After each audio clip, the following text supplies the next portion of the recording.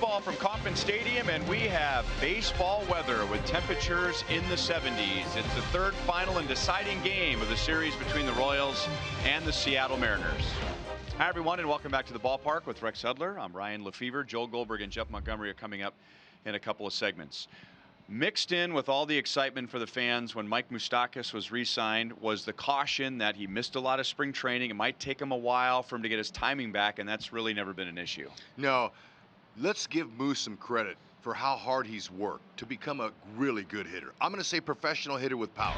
Last year, he didn't miss a beat coming into this season into spring. You mentioned it, didn't have a lot of time. Really, he looked the same last season, had one of his career years, and now all of a sudden he's starting to click. That swing right there off of the position player monitor, well, that locked him in.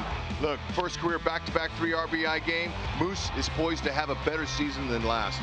Our Kubota power stats, and now we turn our attention to the mound. Danny Duffy has had only 2 bad innings so far, but they've been costly.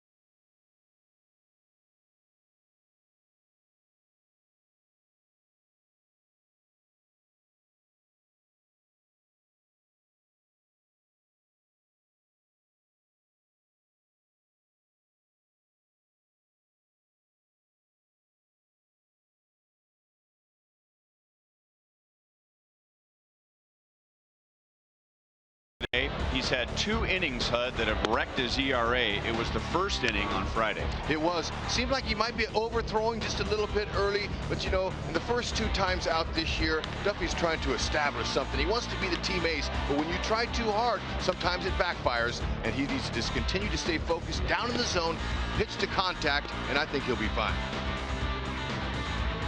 So far, it's been a promising start for the Royals pitching staff, with one exception. That has been preventing the big inning. The definition of a big inning would be 3 runs or more, and the Royals have had 7 innings this year where they've given up 3 or more runs. 1 4-run inning, 1 5-run inning. So 9 innings already where they've allowed a big inning. They had 2 last night against Seattle. James Paxton, same age as Danny Duffy, same numbers as Danny Duffy. He'll start for the Mariners today. Joel and Monty are coming up next.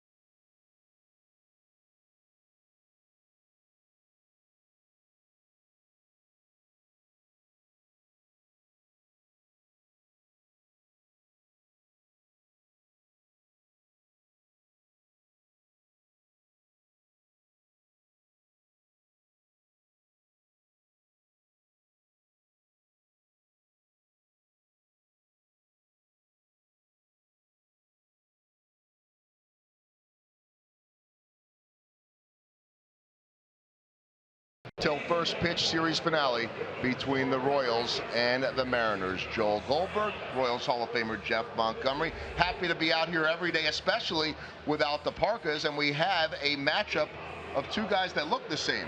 Lefties, 29 years old, both with a 7.45 ERA in this one. And Monty, let's dig a little bit deeper in our Kia drive to success.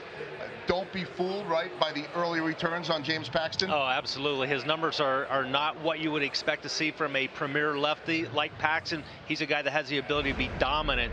We're going to take a look at him in action here. He's got a 95 to 99 mile-an-hour fastball. He can use that at any time. He's also got an outstanding curveball. He's got a cutter, what a lot of times will maybe look a lot like a slider, but he has the ability to be dominant. Now, he has given up 3 home runs on the season, which is uncharacteristic for him. Maybe the Royals can use this little jet stream blowing out the left today to take advantage of that. Certainly take that. He has faced them 4 times in his career, never lost and never allowed more than 2 runs in any start. First pitch coming up.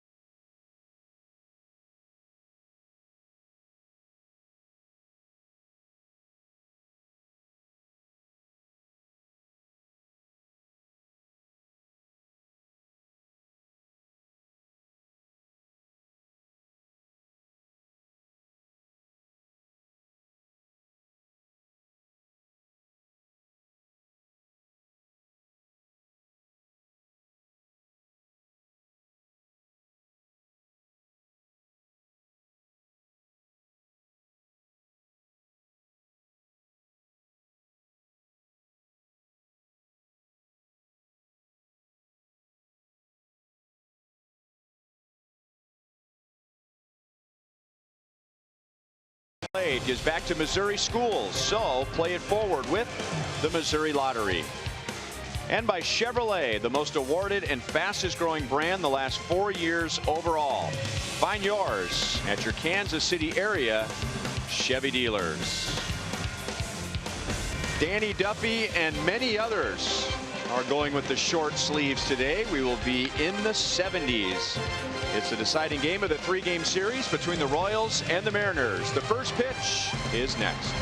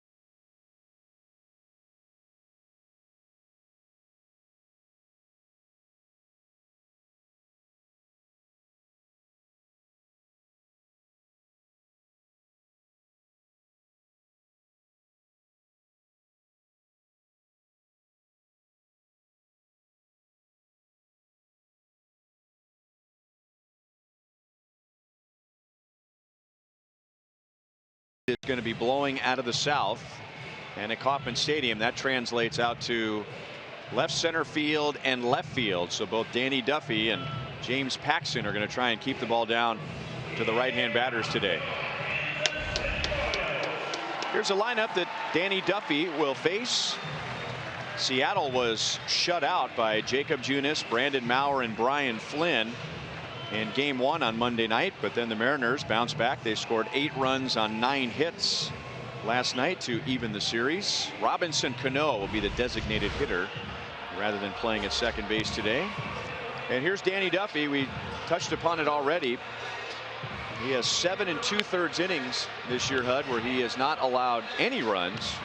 But he also has 2 innings this year where he's given up 8 runs. Well, you know, the best news about that is that we know he has the ability to have scoreless inning runs. Now, he's going to take care of the big inning, hopefully by getting some early countouts, pitching to contact. And, you know, those big innings that he gave up, it looked like he was overthrowing a little bit. I think, you know, the adrenaline, how excited he is to help this team. He tries so hard at times. Maybe less is more today. Our forward around the horn defense for Duffy. John Jay in left field, a fantastic player. He can play any of the outfield spots. He's in left. Paulo is out there, and Soler is in right. Dude is at first today. Whitley, Escobar, Cuthbert around. Cuthbert getting a chance for third base today. He's going to love that. Great hands, strong throwing arm. Should make a difference there, especially with Duffy pitching. A lot of action to the left side of the infield by right-handed bats. Here's our home plate umpire, Jeremy Rehack. This is his first major league series. He made his debut on Monday night at second base. He was at first base last night, and now he'll call the balls and strikes. The crew chief is Jerry Davis in his 35th year as a big league umpire. So Rehack's got a smile on his face for a reason. This will be the first ball that he gets to call or strike. And he called it a strike, which was the right call. I think they should roll the ball off for him. Oh, they do it for a pitcher making his first pitch. Oh, I guess not. And it's 0-2 on D. Gordon. Scott Service did not shy away from putting most of his left-hand batters in there against Danny Duffy. D. Gordon is off to a fast start, batting at .342. And with the count 0-2, he just pokes it out into left field, and he's at first base to open the game. Boy, what a nice touch that was. Almost better off just pounding him in with fastballs. So there's the one breaking ball. The only thing is it was just up, but look at that. That's a foot off the plate. You can't slap a better ball than that. If he played softball, they'd title that a slapper. He'd be a slapper on that one. Good piece of hit. Duffy has a step-off move. It's a pretty good one. He goes with a slide step. And if that's the way it's going to be, and there's going to be a few runners on, that makes it tougher for the hitter. Duffy's slide step, he'll throw all 3 of his pitches from the slide step, which really can throw off the hitter's timing. And then sometimes he'll do a long high leg kick too. Just really disrupts the timing of the runner and the hitter. Missed with a changeup, 2-0 on Segura.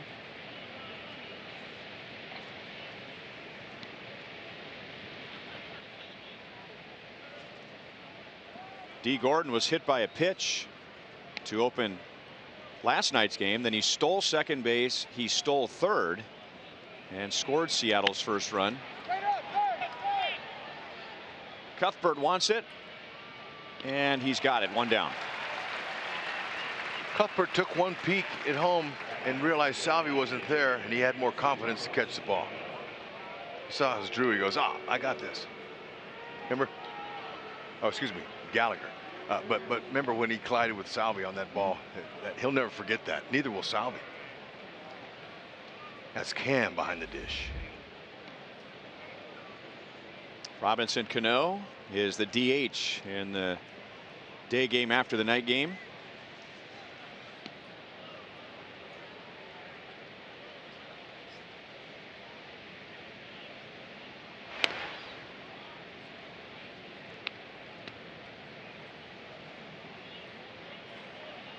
Gordon is such a prolific base stealer that you almost just want to say, let him have it. Don't just take your focus off the hitter.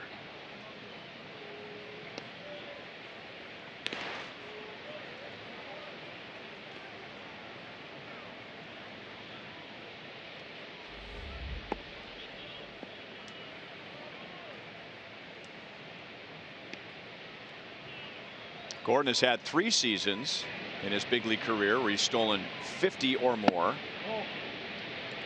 1 ball and no strikes. Started with the Dodgers, was traded to the Marlins, and then traded to the Mariners.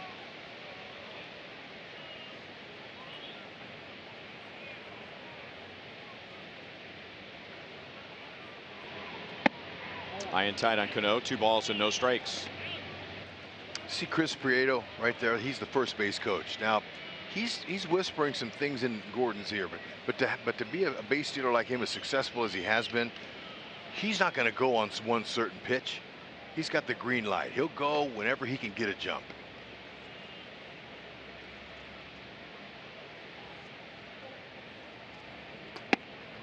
And now it's 3-0 on Cano. Duffy was mostly having trouble with his fastball in the first inning on Friday, and he's had a tough time throwing strikes. He walked 3 batters in that first inning, allowed a couple of hits and 3 runs, and then got a visit from Ned Yost in the middle of that inning. There's a strike on Cano, and Ned basically went out there and challenged Danny and said, look, you've got no place to put anybody. The bases are loaded. You're just going to have to trust your stuff. Don't worry about perfect location, pinpoint control. Just go right after these guys. And that was the turning point for him on Friday. Unfortunately, all the damage had already been done. The Royals scored 2 in the first. The Indians scored 2 in the first, and that was it. Cleveland won 3-2. Well, you can see what D. Gordon, just the impact he has with that type of speed, how he's slowing the game down already. I mean, he's distracting Duffy a little bit. Falling behind the hitter's count. Be careful. 3-2. Nice spot.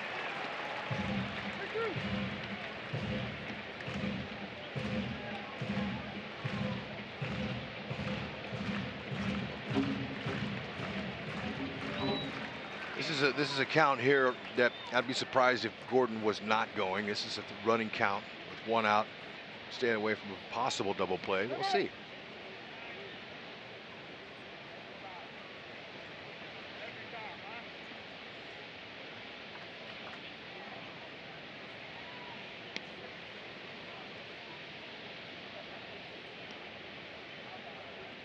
Slide step, and Gordon was running.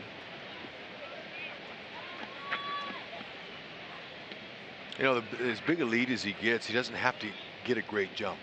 Just his natural quickness from when he goes from set to turns and goes is plenty.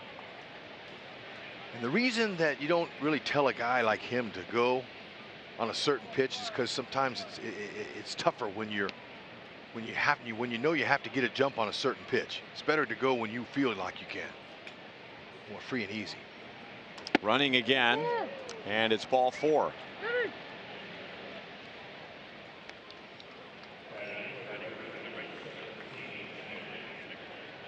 So the 2 left-hand batters get on. Gordon with a single. Cano is on with a walk. And now right-hand hitting Mitch Haniger. Haniger drove in 2 of Seattle's 8 runs last night.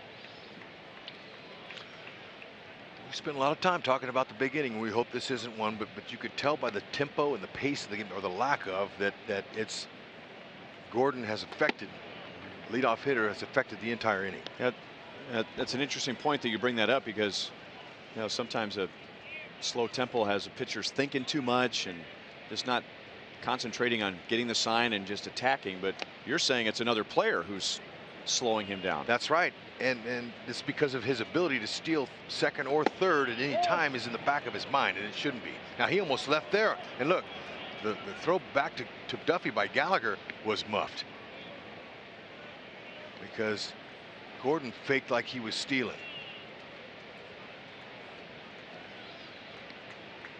And then the main thing really that people don't think about is what does that appear to the opposing hitters that are coming up? It appears that he's not confident by the lack of tempo. And then that's not good, because if a hitter on the other side says, all right, he's thinking out there, we got him. This game we all know is mental. And now he's been 3-0 with the last two hitters. He got the count back to 3-2 with Cano before he walked, and Duffy has thrown more pitches out of the strike zone than in the strike zone. And the bases are loaded with one out.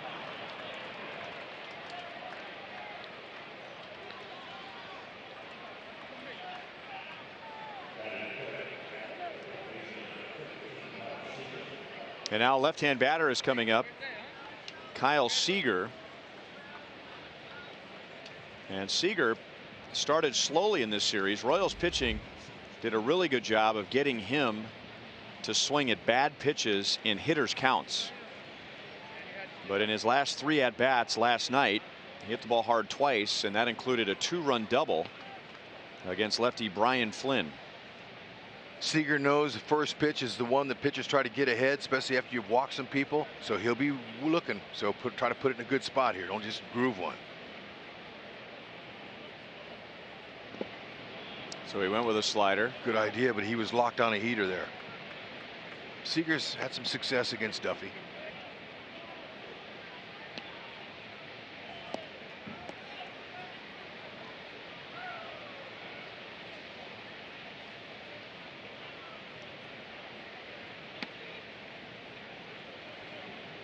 Danny Duffy's had a tremendous amount of success against left-hand batters lately, and especially keeping the ball in the ballpark. Now Seager has a home run in 17 at-bats, but Danny Duffy in 234 plate appearances over the last 3 years has only given up 3 home runs, and 1 was to Seager, and this could be a huge out. Gallagher dropped it. It's okay. He got picked up by the infield fly rule. If fair. Oh, if it's fair. Too bad. Cam just never really looked comfortable with that pop-up. Yeah. Never really was able to settle underneath it. Jeremy Rehack in his first game as a home plate umpire, I heard him yelling infield fly rule. I was like, okay, good. Yeah, you picked me up there, partner. Way to go.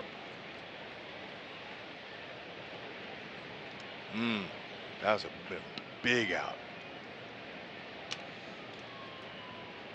So it's an error on Gallagher, and now 2 balls and 2 strikes.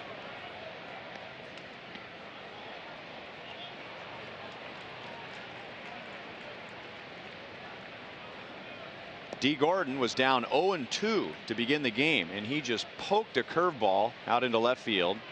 Then a foul out by Segura, and then back-to-back walks to Cano and Haniger.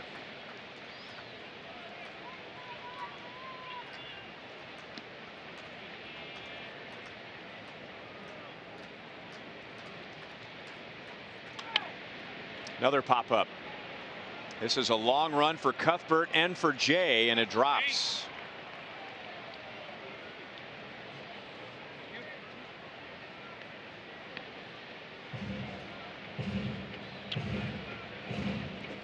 Duffy's thrown more pitches than he's wanted to here with just 1 out, but still no runs have crossed. He can find a way to roll up Seager into a double play would be a beautiful thing for him. Or, you know, he's got him in a little pop-up mode here.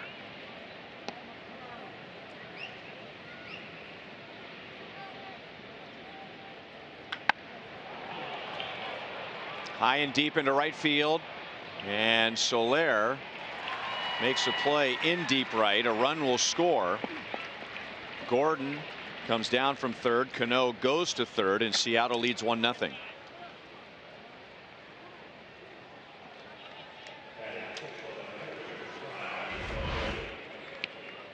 Four-seamer. He challenged him belt high. Seager just missed it.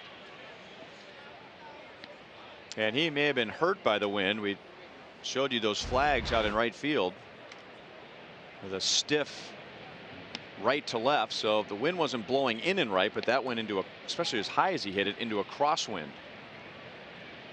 And now first and third and 2 down to Guillermo Heredia. Outside for ball 1.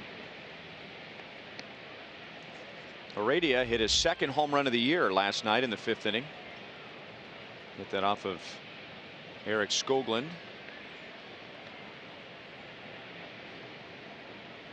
This will be Duffy's 25th pitch.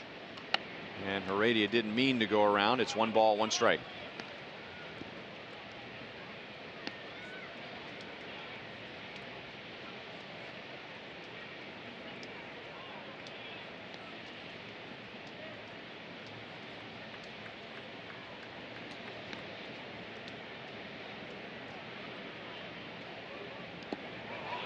Skips away from Gallagher, and here's Cano down from third, and a run scores on a wild pitch.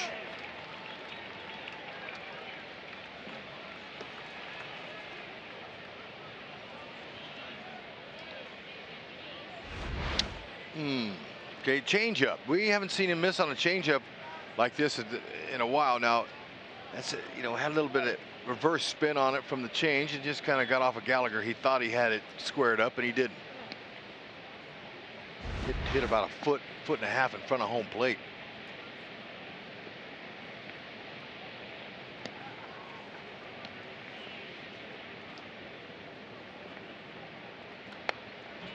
Two and 2 on Heredia. Duffy went back to the changeup.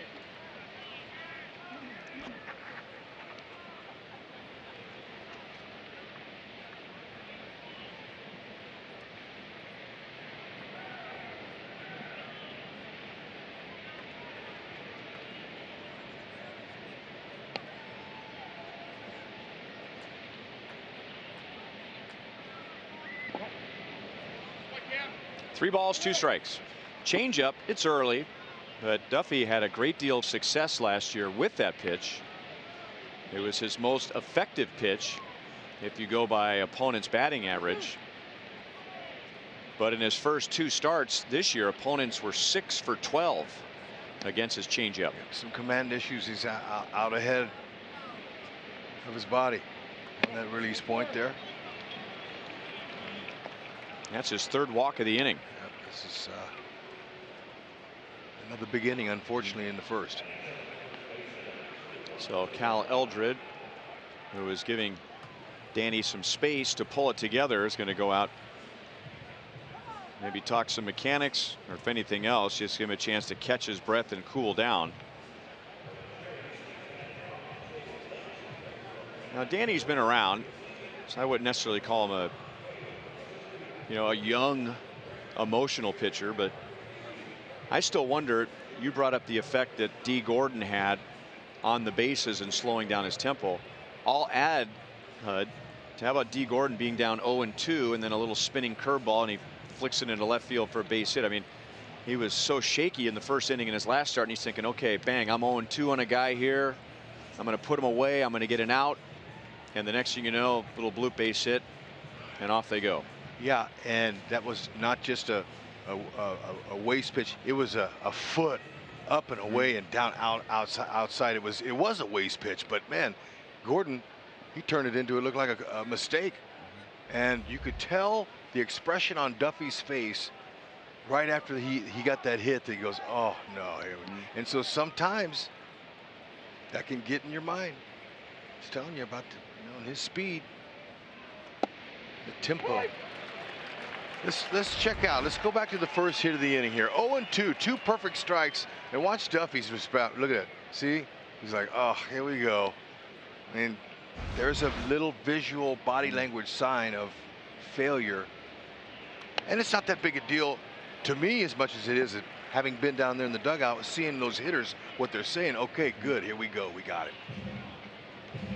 And we used the word composure before that Ned used the other day in regards to Jake Junis. And it's important for pitchers especially. In the dirt. And I think that was Duffy's changeup again. So we were talking about that changeup getting hit around in his first 2 starts. And today, maybe overcompensating right now because he's buried a lot of those changeups. Hasn't found that release point for it. But that's a key pitch for him, so he's going to keep throwing it till he finds it. And it looked like a changeup again. 2-2.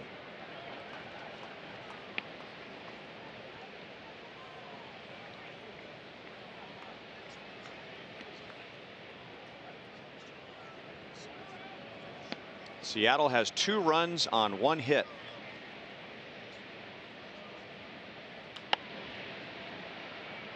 Still 2-2.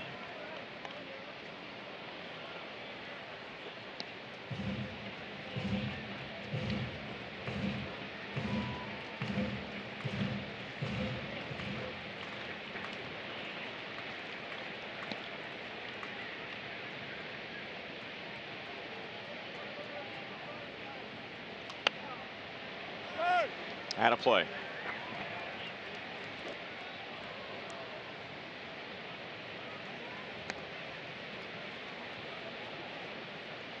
Motters at first base.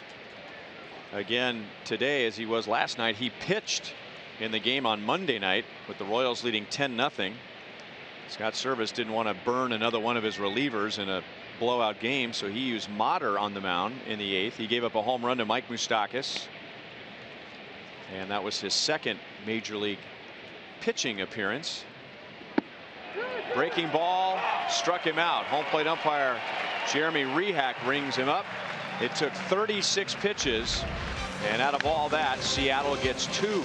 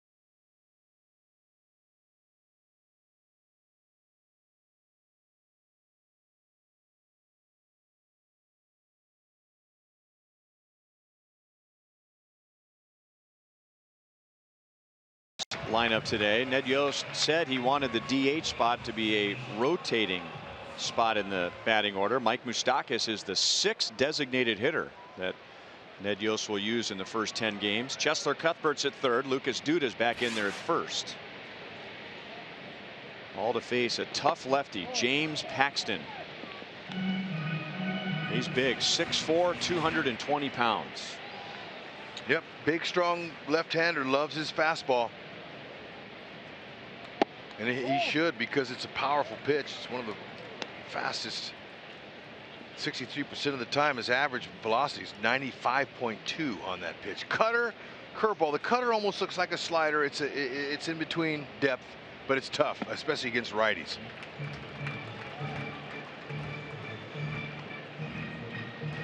He had a long time in between warming up in the bullpen and getting out on the mound. His offense scored 2, and forced Danny Duffy to throw 36 pitches.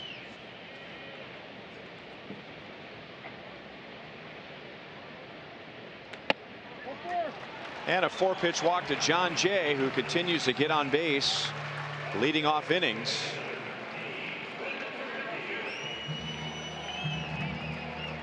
And now Whit Merrifield. Seattle defensively.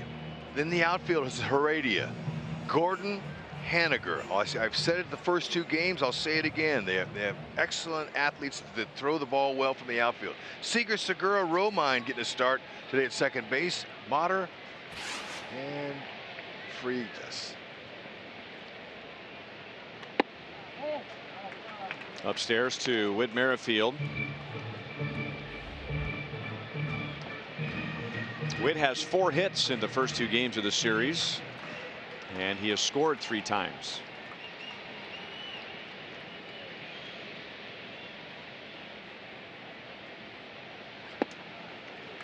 And now 2 balls and no strikes. So Paxton has missed with his first 6. John Jay's overall on base percentage is moving up toward 400, but leading off an inning now, his on base percentage is .555. And there's Paxton's first strike. It is 2-1. Last year, the Royals leadoff hitters, #1 hitters, not just guys leading off an inning, but the Royals leadoff hitters last year combined for the lowest on base percentage in the league. Whit sharply hit and by Seager and into left field. So back come the Royals, down 2-0. They have 2 on and nobody out. And you know, that's what you do. You look for the first good fastball you could turn on, and man, did he turn on it. And you know, pitchers are struggling with command. He's going to try to get that pitch working. That's his #1 pitch, and Merrifield rifled it. I mean, that ball was laced right by Seager. Had no chance to react to that. Ball was by him before he even reacted. There was some good bat hit speed on that one.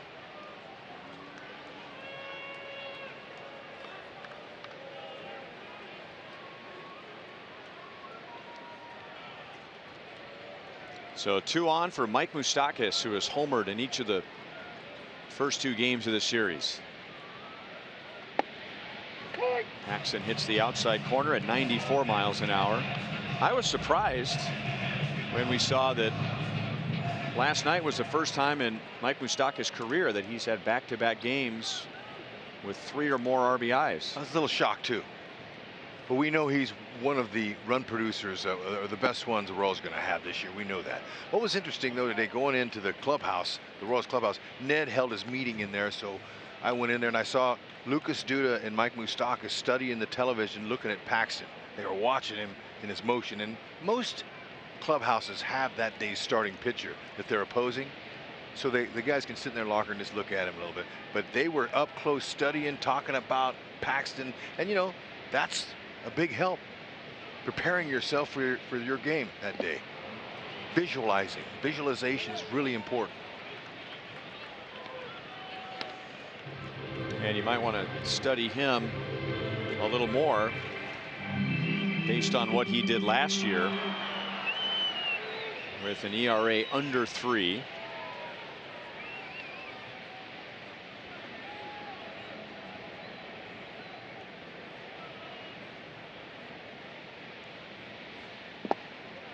Two balls, 2 strikes. Paxton missed most of May last year with a forearm strain.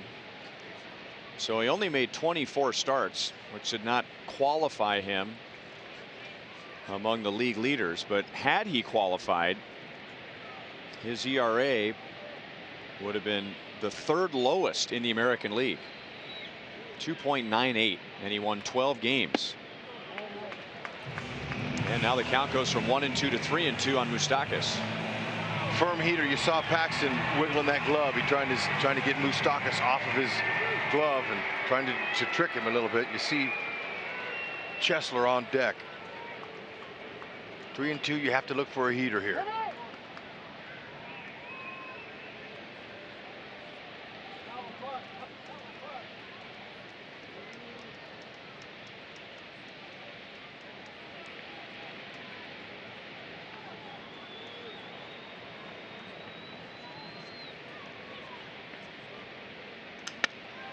Broke his bat. Segura, the shortstop, with the infield fly rule in effect. 1 down. Hud was talking about Paxton's fastball. Our Toyota League leaders, it averages 95.1 miles per hour. That's the highest among Major League lefties, starters. Mike Minor's on that list. Yeah. Making the conversion from reliever with the Royals to starter with the Rangers. You can expect guys that have the 95 plus that are up there with that, the use of that, because that's an easy pitch to swing and miss on. But the guys that are 91, 92, 93, that's impressive, because they know the importance of outs, and you can get them in a lot of different ways. And with the fastball, that's the best pitch, really, because you can vary the times on them. You can use the fastball in many different variations by changing speeds, arm angles. Fastball at 94, 1-1 on Chesler Cuthbert. Chesler has been on 4 times in this series, but without a hit. He has 3 walks, and he's been hit by a pitch, and is 0 for his last 16. The runners go. They got big jumps on Paxton, and John Jay is still gunned down at third base by Freitas, although Jay is going to stay at third base. He's confident that Brian Knight missed the call. So Dale Swaim gets on the phone with Bill Duplessis. Boy, David Freitas, he came out of behind the plate with a pinpoint throw. Great jump out there overall by both Merrifield and Jay. Let's see if he got his foot in there in time. I don't know. Tough angle there. Better angle here. Seager got a perfect ball to tag him with. Now his ground there, I don't know. I don't know by that angle there. He looked like, to me, he touched the ground with the ball in his glove. Now the foot's safe, and now's the tag. I don't know. We'll see. They're not going to challenge, and that gets back to the, it sure looked like he was safe, but that's not good enough. So instead of second and third and 1 out, it's a runner at second and 2 down. And Chesler hits it right to the second baseman Romine, and the inning is over. So the Royals had a promising start with 2 on and nobody out, but Paxton pitches around it.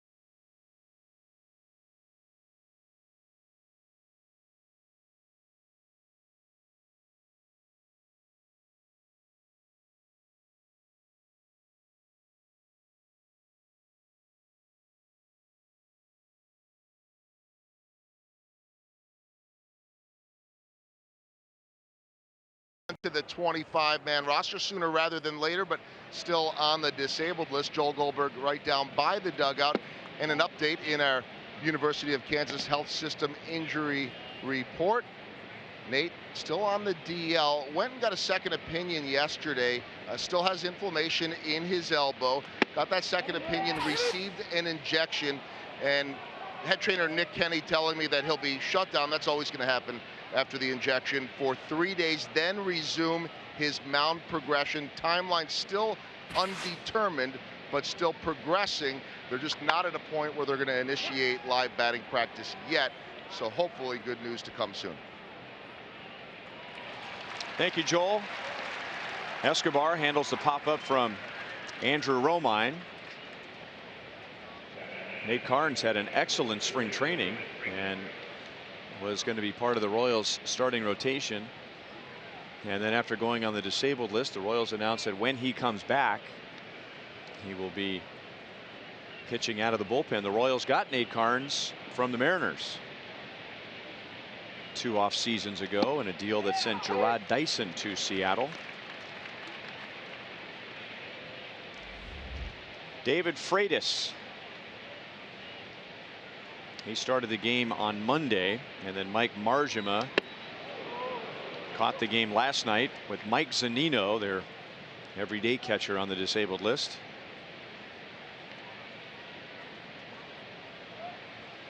Zunino's out with an oblique strain, and that is usually not a short stay on the disabled list.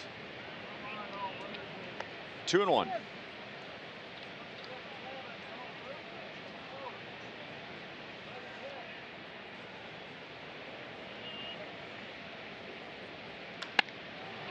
That's driven into deep right field, and Soler will not get there.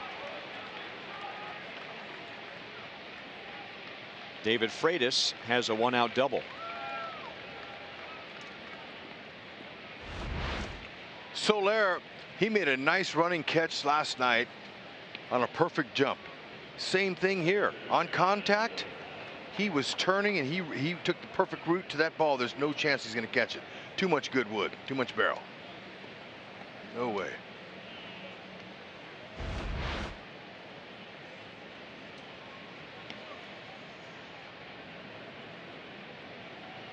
And now the batter is D. Gordon.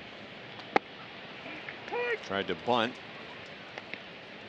Tried to run and bunt at the same time. He was down 0-2. Danny Duffy jumped ahead of him to begin the game, and then Danny threw that curveball that was way outside, and Gordon just flipped it into left field. And the end result in that inning was 36 pitches thrown by Duffy and 2 Seattle runs. Danny walked 3. He also threw a wild pitch, so I guess all things considered, 2 runs wasn't all that bad. No, it could have been a lot worse. But he's going to spin another curveball right here on 0-2. I don't think so. Maybe if it's down. Fastball is lined right to Escobar.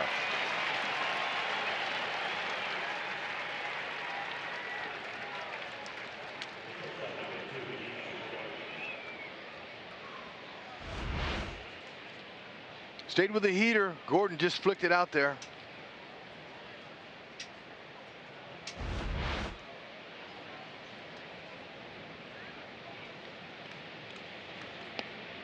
Gene Segura bats with Freitas at second base and 2 down. Segura fouled out to Cuthbert at third in the first inning.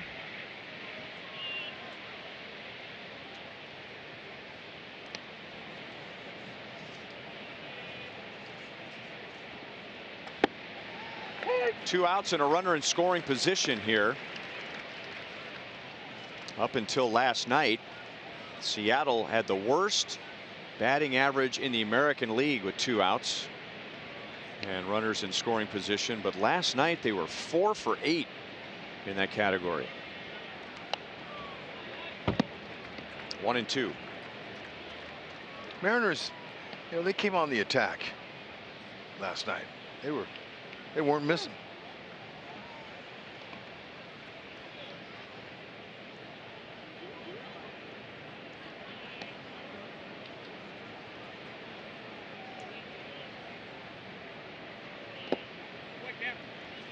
Two and 2. But quite a few times already, Danny Duffy has thrown the ball in the dirt. And Cam Gallagher able to block it. There's Edgar Martinez, Mariners hitting coach, who was a great clutch hitter in his day. And you can hear Danny Duffy yelling, "That away, Cam. That away, Cam." Yep. That's the best changeup he's thrown today. There you go. Segura wants to know if it was a strike. It's Duffy's second, and Danny gets around the 1-out double. Beauty.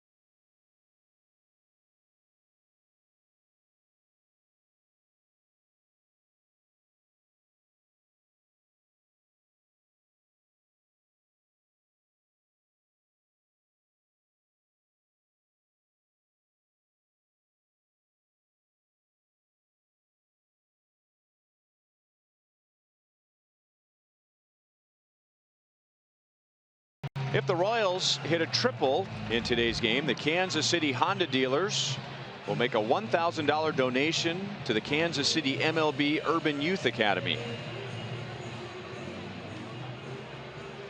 Lucas Duda, followed by Jorge Soler and Paulo Orlando, coming up in the second inning.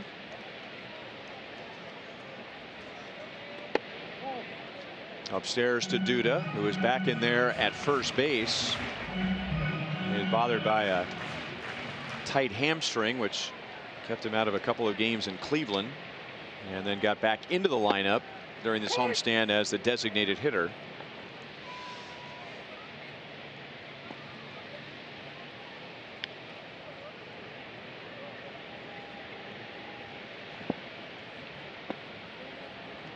No swing. Brian Knight is the umpire down at third base.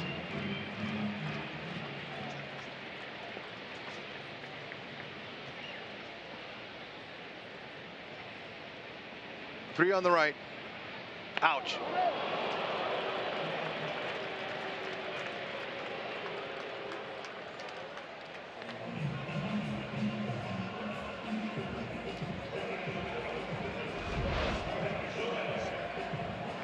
Four-seamer. That's still 94 right there in the quad. He'll feel that tomorrow. He feels it now, but not really because it's numb. Little hammy. Hammy, quad. Look, you know, it's all the same. It's your leg, and it hurts. So the leadoff man is on for the first two innings. Paxton walked John Jay on 4 straight pitches in the first. 1-1 on Soler. Jorge is 2 out of 6 with a couple of walks in this series, and he's been hit by a pitch.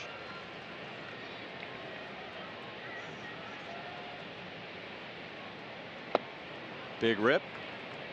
1 ball and 2 strikes. Both of these teams have had decent production from the top half of their order, but the bottom half, or in the Royals case, the bottom 4 haven't taken off yet. In the dirt, 2 balls, 2 strikes.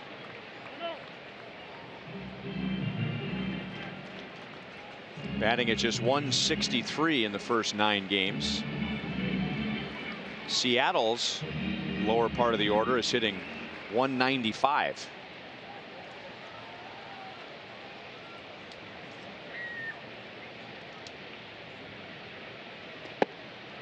Down and in, 3 balls, 2 strikes. Most skippers, you know, they want production 1 through 9, but we all know from watching the game a long time that it just doesn't happen that way. Now, you might go a game or 2, maybe 3 or 4 games where they're all clicking at once, and when you do that, that's a manager's dream. So you hope that one half is taking care of the other half, and you're getting enough runs to win games. That's all that matters. They know it's hard to stay hot the entire time, all of them.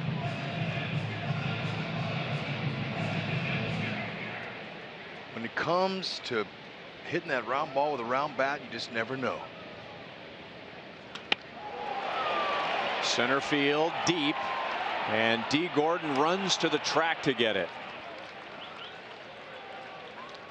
Didn't sound like he got all of it, but he's still strong enough, and the wind is basically stopped, so there was no help from the wind at all, and he still got it to the warning track. Yeah, and I think if the wind was gushing like it was, that might have helped push it off the wall or an extra base hit anyway. But still, good swing. You could tell he didn't get all of it with the strength he's got.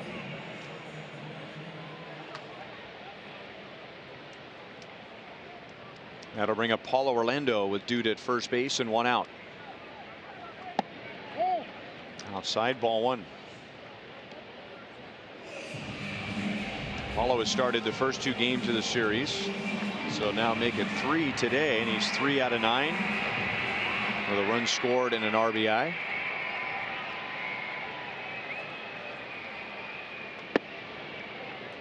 One and one. That fastball a little bit up and away, out of his range. Still, he's hunting the heater. Paulo, he's looked better this year than he did last year. Last year he was pulling off balls all the time early. Now he's making some good contact, but up the middle. Breaker ball there. Tricked him.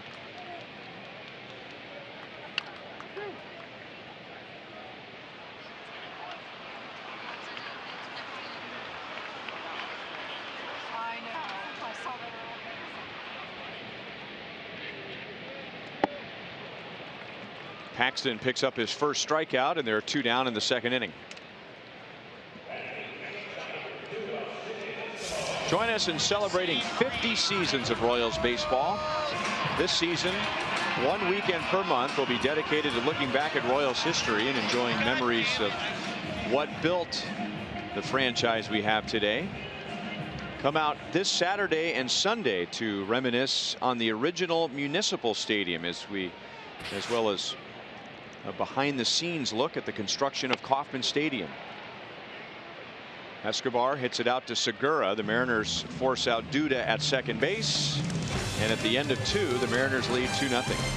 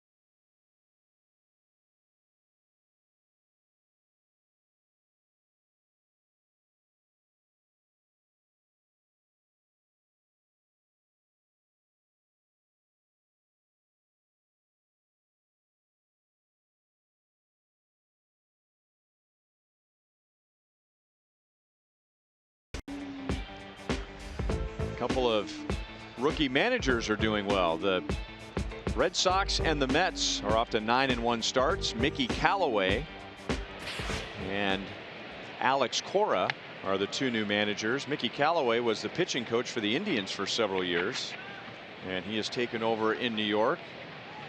Alex Cora was with the Astros as their bench coach,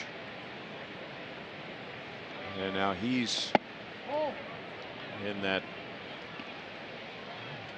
sweltering spotlight, which is the manager of the Boston Red Sox. Right. Microscope. 1-2 on Robinson Cano. Our sprint trivia question: name the last first-year manager to win 100 games.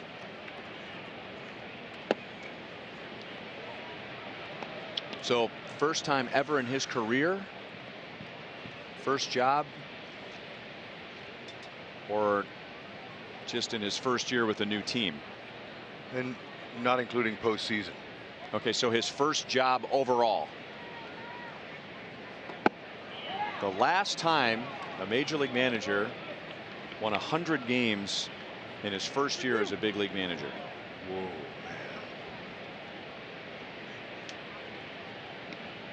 HUD's running away with this, by the way. I don't know. This is pretty difficult here.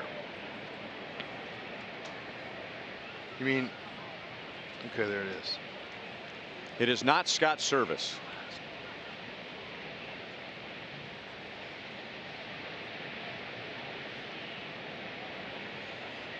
Okay, can we get some hints maybe? Some already? Yeah, it's tough.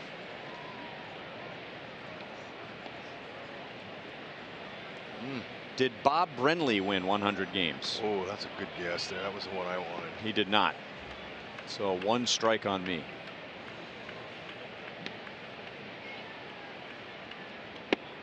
Cano strikes out. Good fastball with some late life from Danny Duffy. He has struck out 3.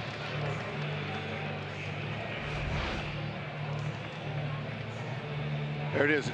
Nice location off the plate. He was trying to pull it. It looks to me like he was guessing. Got it by him. Good pitch.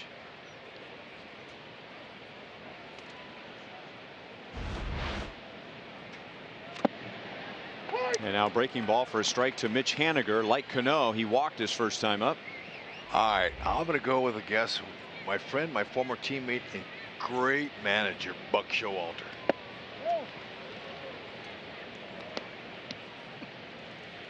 Negative. Okay. I like Brenly. I thought that was good. But I'm really happy for you, HUD. Said he's my friend? Or that was my guess? Everybody should have at least one friend. 1-2 on Haniger. I think most people would have forgotten that his first job was with the Yankees. Yeah, that's what I thought. You know, he's bounced around so much. He might have had a win there. 100-win season in his first one. So Duffy goes with a changeup and strikes out Haniger. There you go. He's starting to find his groove a little bit. Get him some runs. Help him feel a little bit more comfortable here.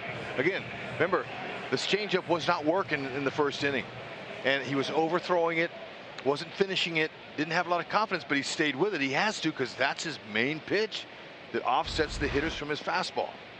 Now he's got a breaking ball that he uses, combination slider curve, more to righties and some to lefties. Fair ball. Duda dives in foul territory, and then he slides to the bag.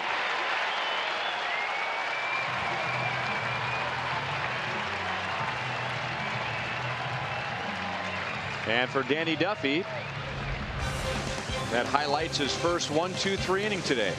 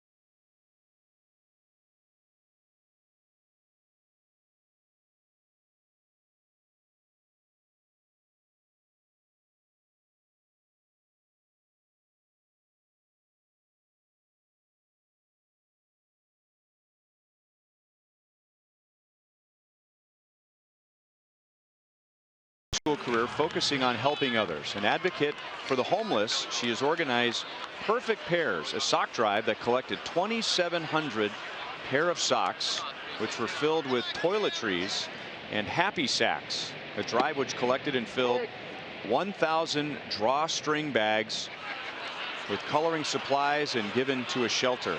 Talon has also partnered with Soul Hole to provide shoes for 817 children in Uganda.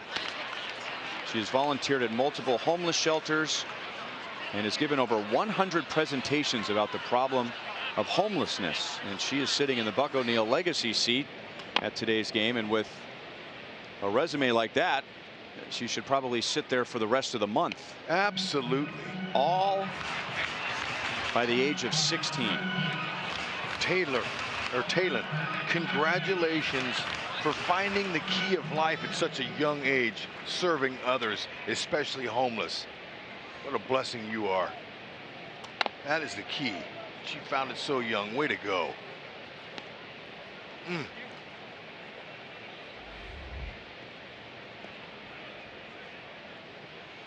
Cam Gallagher, then John Jay and Whit Merrifield. Royals have had their leadoff man on in the first 2 innings. And they may have him on again, but Haniger was already playing shallow and right. And there is 1 down. All right, I have a couple more guesses. HUD is really wrestling with this one, but I'm going to ask for 1 clue that will benefit both of us. Thank you. Is it somewhat recent? Or are we talking about 20 or more years ago?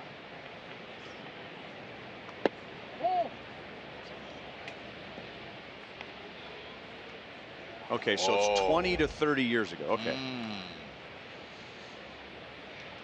The last major league manager to win 100 games in the first year of his first big league job.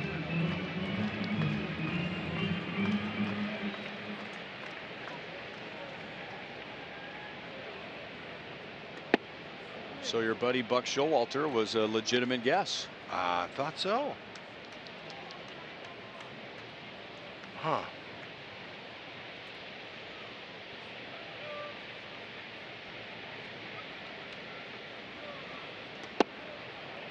That's the first strike thrown to John Jay. He was on with a 4-pitch walk in the first inning and was ahead in the count 3-0 before that pitch.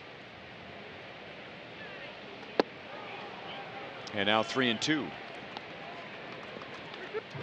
If we knew exactly 20 or 25, we could actually count, figure out what team was good that year.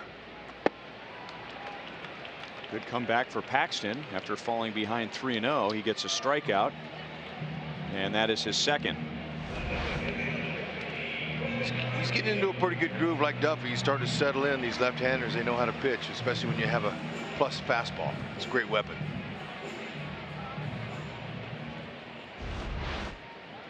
Hang on. Our producer Kevin Cedergren wants to give us a hint. Hang on. No, let him have it. We need it. Or I do. No, we go to hints when we're just, the well is completely dry. We only have 1 strike apiece, I think.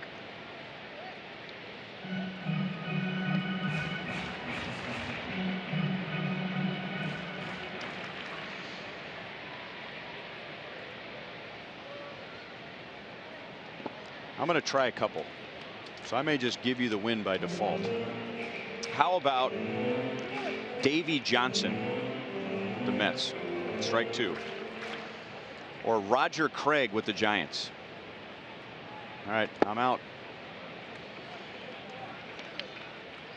So there you go, HUD. How about Johnny Oates?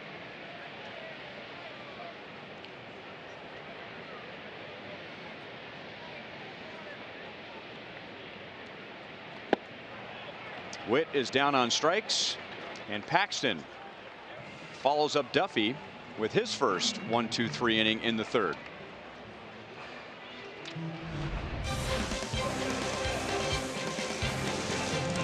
2-0 Mariners to the 4th inning.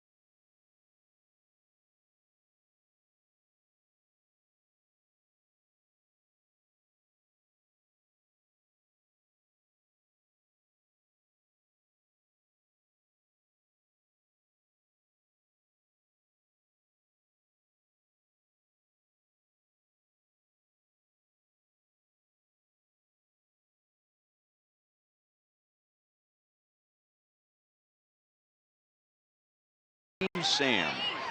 And they are wishing a happy birthday to John Pope. So we're going to make them our Pepsi fans of the game. Lucas Duda, that's a second nice play he's made. He was responsible for the final out of the third inning, and now he runs to the Royals dugout to get Heredia for the first out of the fourth. Excellent job there. You know, that saves, you know, how many pitches we don't know. 2, 3, 4, maybe 5 pitches from Duffy. Says, I'm going to give you a little hand on that one. Yeah. Doesn't need the glasses. If you're on the left side or the right side of the infield where Duda is, you know, the sun's not in your eye. But if you're on the other side over there, that left side, you better believe it is. You better have your glasses or something. Strike on Taylor Motter. He struck out on a curveball in the first inning.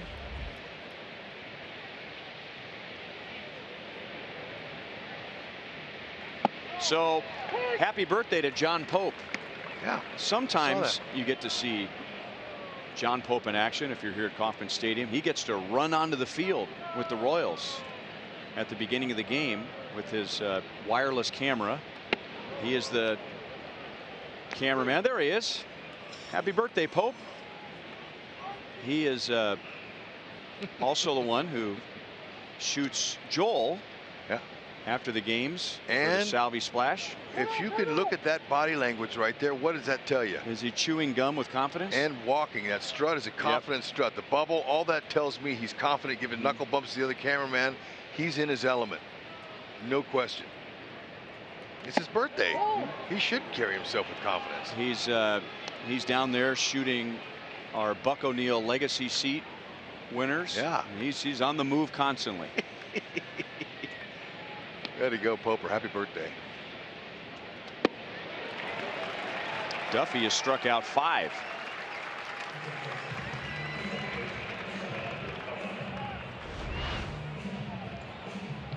Rare back when you have it.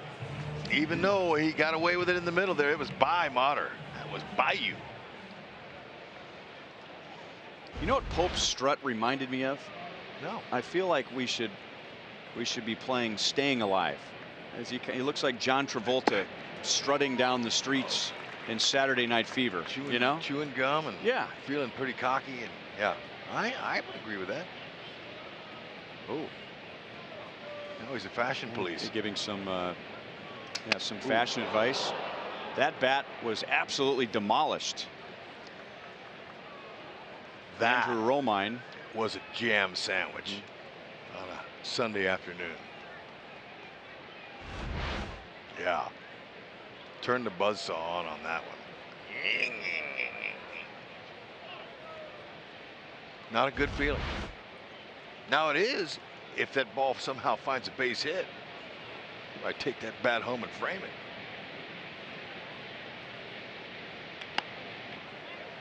Still 0-2 on Romine. But Duffy, he's settling in, man, and executing his pitches. You can tell he's really, pitching with confidence. We mentioned that. That's an important guy to have at this level out there on the field between the lines. Got to have him. He did not go. Now Duffy has set down 9 of the last 10 with 5 strikeouts. After having a bad time throwing strikes in the first inning, he walked 3 and also had a wild pitch.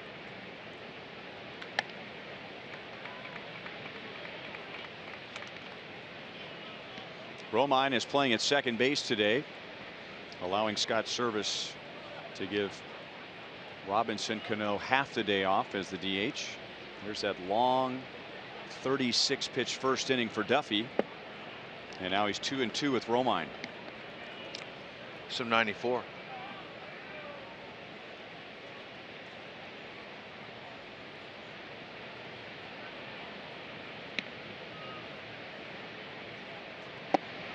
Well, make it 10 of the last 11 set down by Danny Duffy, 6 of which with a strikeout. And suddenly he has found his changeup. Ooh, it's a beauty.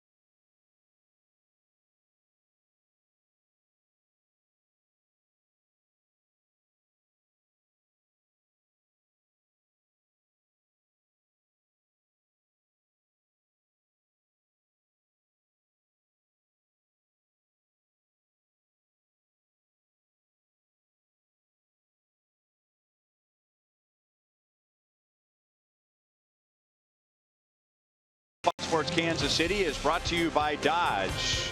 Hurry into the Dodge Spring Sales event today and become the newest member of the Brotherhood of Muscle.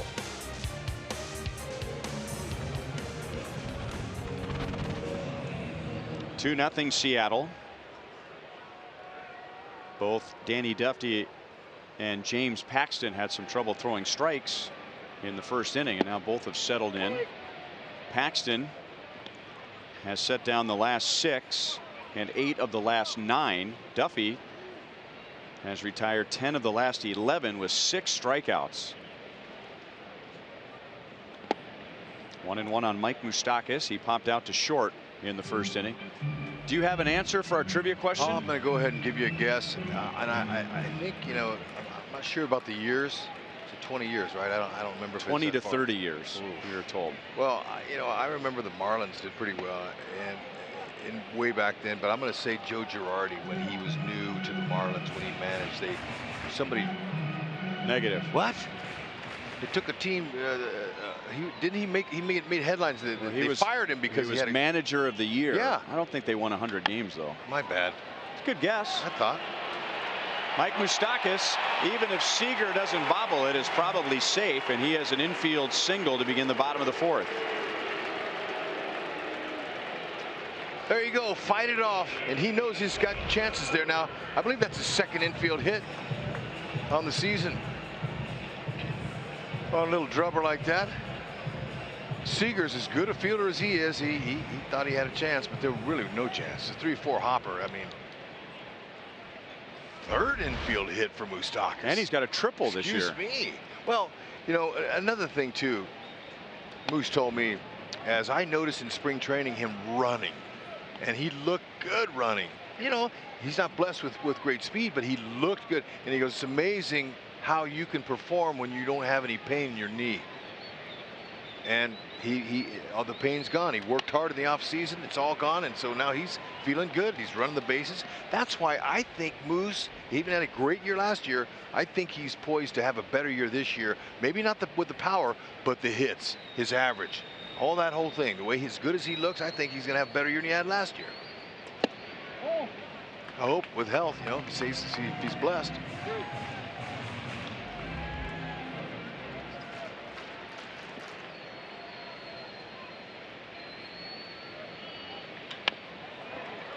Past Seager, past Segura. And that's a huge sigh of relief for Cheslor Cuthbert. He had been 0 for his last 17, and he's saying, I want the baseball.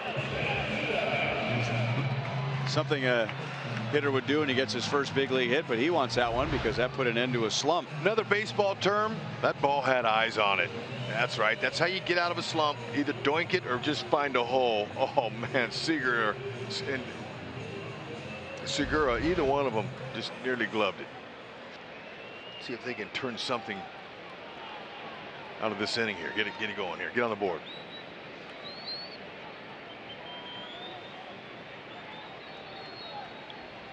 Lucas Duda with 2 on and nobody out. No balls and 1 strike. He was hit by a pitch leading off the 2nd inning. Paxton got him on the right thigh or hamstring. Royals had 2 on, nobody out in the 1st. Leadoff man on in the 2nd, and now 2 on, nobody out in the 4th. Back with a breaking ball that's called a strike, and it's 0-2.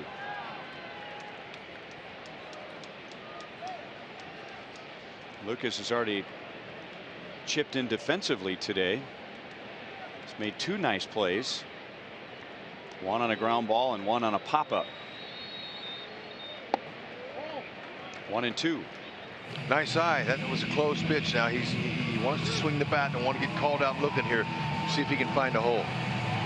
It's not exactly a driving count, but pitchers do make mistakes. Look for the fastball, adjust. Shorten up the swing if you have to. Look at the signs, the cadence back there that Freitas has given Paxton, the catcher, touching different parts of his body. With the runner on second base, real conscious of giving away signs of the runner. You know, moves. Not that he's doing it, but they do it. They'll give location or whatever. So watch him. Look at the cadence here. 1, 2, 3, 4, 5 touches. Sometimes it's first touch is the sign he wants to give. There's a lot of little stuff goes on there. Paxton gets the strikeout, his 4th. All right, well, we both came up empty today on our trivia question. I thought you were going to say Jim Leland when you were talking about the Marlins, but Dusty Baker, 103 with the Giants in 93. Dusty, I thought about Dusty Baker. They did not go to the playoffs that year, by the way. Oh. That was during the Braves run. In fact, that's a story that rings a bell for me. That's a story that Ned Yost tells very often. Nobody got a point today. You tell Ned Yost, well, Ned, you know, it's not how you start, it's how you finish. And he will stop you right in your tracks and say, yeah, let me tell you about 1993 when I was coaching for the Braves. First, the 1-strike pitch to Soler, and he fouls it back. No balls, 2 strikes. I'm paraphrasing, but Ned will tell you that Atlanta got off to a pretty good start in April. The Giants did not. And I think they gave away a couple of games in April. Well, then those 2 teams were basically head-to-head the rest of the way, and that's when they were both in the National League Western Division, even though one was in California and one was in Georgia. They were basically neck and neck the rest of the way. Atlanta went to the playoffs. The Giants did not. And in Ned's estimation, it goes back to games that they gave away in April, because the Giants finished strong. They had a good year, but it was that first month of the season that ended up backfiring. Yeah, couldn't recover. 1-2 on Soler. He drove Gordon to the warning track in center field in the 2nd inning. And now Paxton strikes him out. So Paxton has struck out 5. And he has struck out 4 of the last 6 Royals. That's the pitch that is the toughest for a right-hander to lay off of against a guy who throws in the mid-90s. It's the slider down to the back leg. That's the tough, because when the hitter picks it up out of the release point, hard to pick up the spin, so you can't tell it's breaking, and then it looks like it's going to be a good pitch to hit, and then last second the bottom falls out, so you get committed. Fouled away on a fastball at 96. Paxton struck out Paulo in the 2nd inning. The Royals had 2 on and nobody out to start this inning, and Paxton has buckled down and struck out Duda and Soler.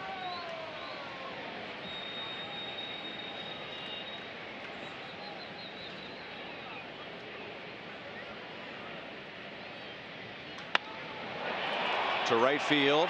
Haniger is back, still back, and it's off the fence with 2 outs. Cuthbert, the runner at first, was going on contact, and he will score from first base along with Moustakas. And Paulo Orlando hits a 2-run double with 2 down to tie the game.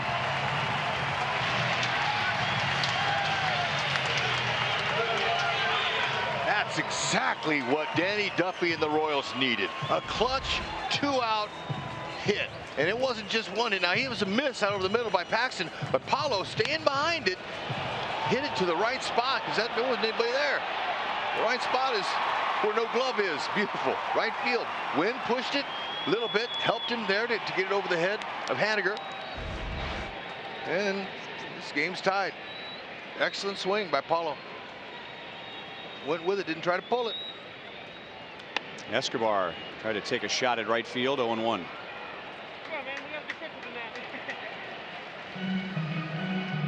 So the Royals get a big hit from that lower portion of the batting order. Picking up Duda and Soler along the way. That's right.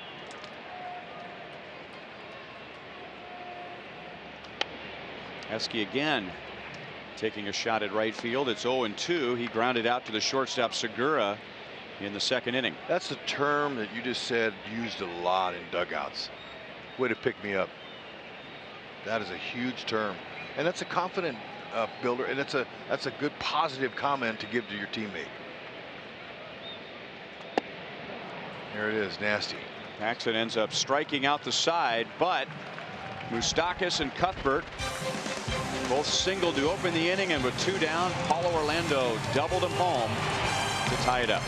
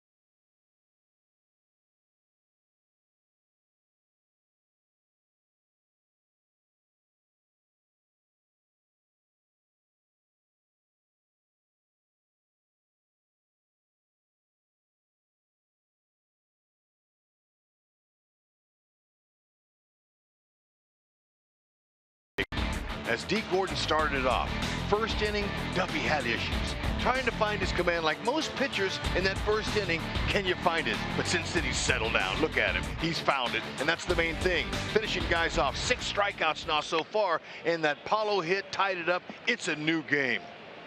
Duffy's got to feel pretty good about himself right now.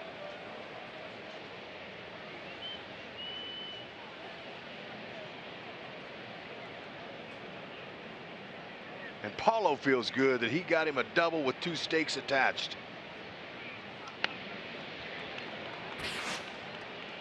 No balls, 2 strikes on Freitas.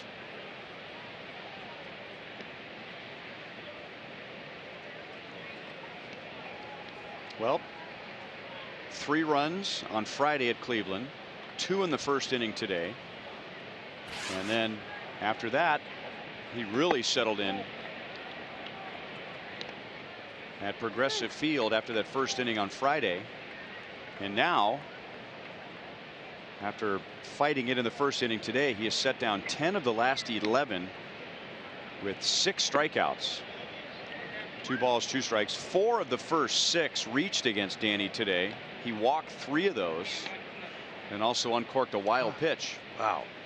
You know, I think the bottom line is going to be a Royals win. That's all that Duffy's going to care about. But he's helping his team big time right now. He's pitching like he can.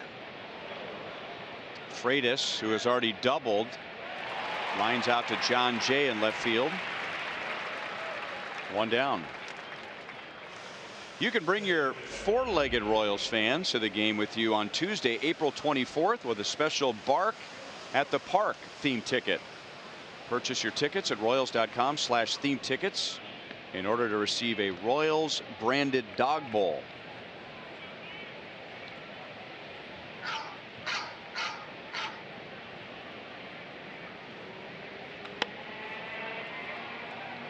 Jorge Soler waits in right field. Dee Gordon is out. He is 1 for 3 today with a run scored, and now Duffy has retired 12 of the last 13. Not this time, Dee Gordon. Off-speed pitch, same kind of swing, off balance, tried to guide it out there, but Duffy beat you that time.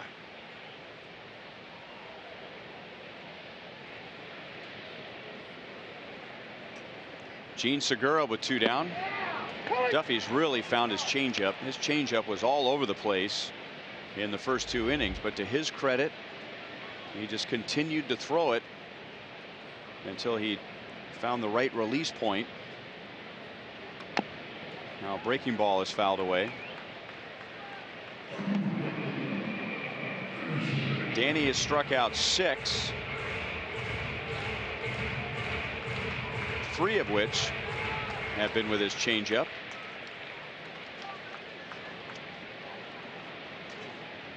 And now he's 0-2 with Segura.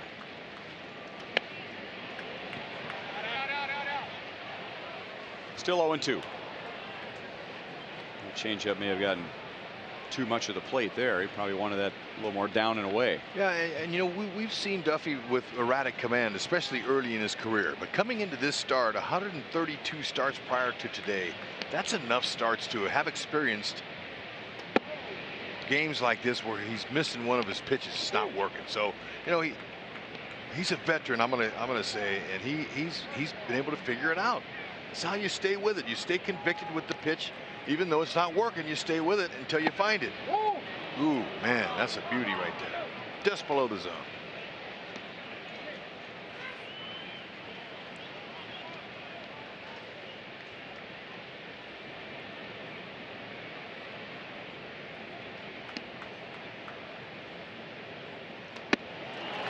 Got him with a changeup up and away. So Danny Duffy has set down 13 of the last 14 Mariners hitters with 7 strikeouts. Outstanding.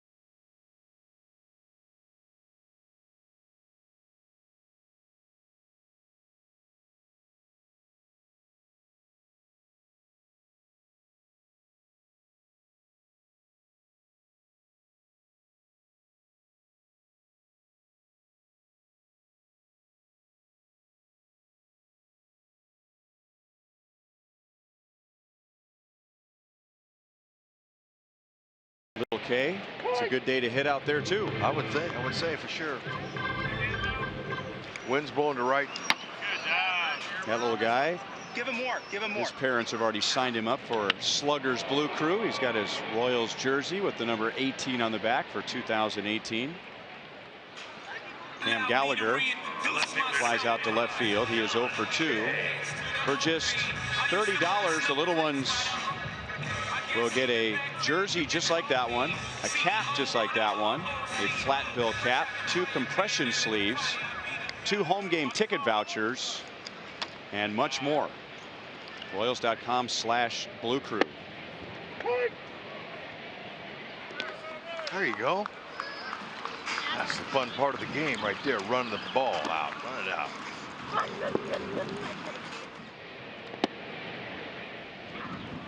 Now, is that John Pope behind him with the camera?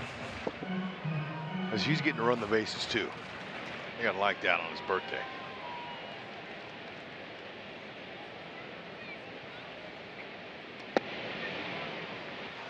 One and 2 on John Jay.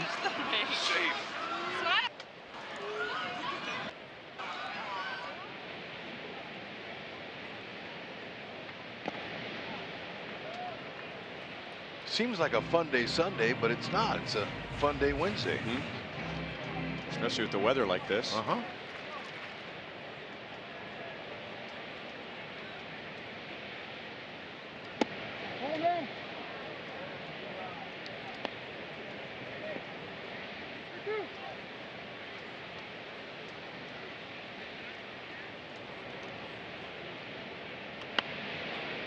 Really tied him up.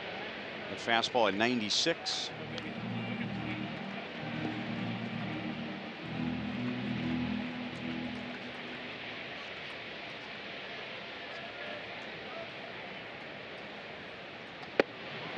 Called third strike, and John Jay had made up his mind before Jeremy Rehack said anything. He knew that was a strike and was on his way back to the dugout. Now, this is pretty interesting, Rhino, that this happened to James Paxton. Look at him. Watch the composure. It's the anthem. He's showing respect. Notice where his left hand is. Okay? He's not panicking right now. I know a lot of people that'd be freaking out if an eagle was on their shoulder. Look at him. It's almost like it was rehearsed. Now those talons are sharp, and I'm sure he got scratched from it, but he's protecting his left hand. You see that? He keeps it in his pocket. He didn't overreact. That's composure. I'm impressed. I didn't get a chance to see him, to talk to him about that, but we'll see him again later this year, and I'm sure that was an experience for him.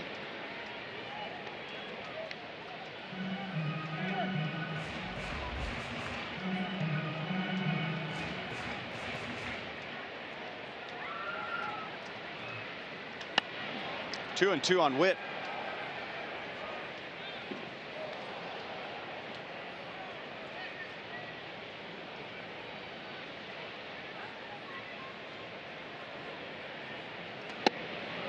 And Paxton continues to roll along. He has struck out 8. His one mistake that hurt him, the 2-run double from Paulo Orlando, and we're tied at 2.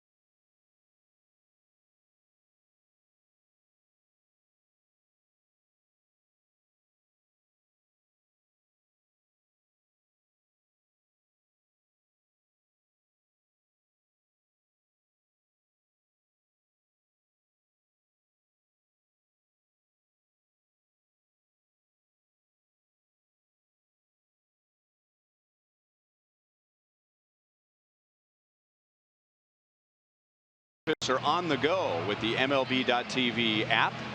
Your subscription includes MLB At Bat Premium, allowing you to watch live baseball on your favorite supported devices. Blackout and other restrictions apply. Visit MLB.TV for details.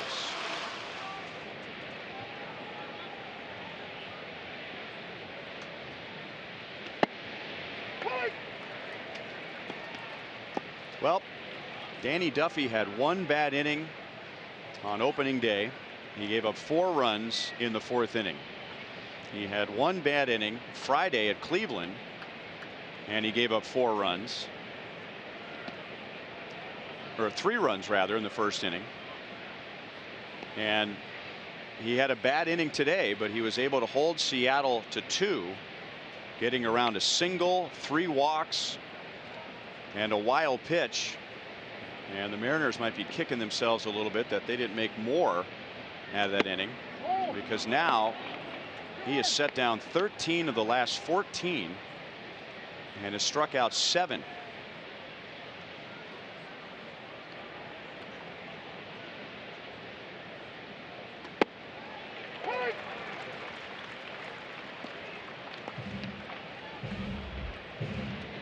Pizza Ranch compares the two starters. Their numbers before the game even started were almost identical. And they're very similar again today. One of Duffy's runs in the first inning was unearned when Cam Gallagher dropped a pop-up in foul territory, which would have retired Kyle Seager. Seager went on to get a sacrifice fly. But before the game, both pitchers had a 7.45 ERA. They both had given up 8 runs on 10 hits in 9 2/3 innings. They both had allowed 3 home runs. They both had walked 5. And they both had an opponent's batting average of .250. 3-2 on Cano. And as Dave Holtzman pointed out to me when I was so impressed by all the similarities, they're both 29 years old. Wow. Nice futures ahead, too.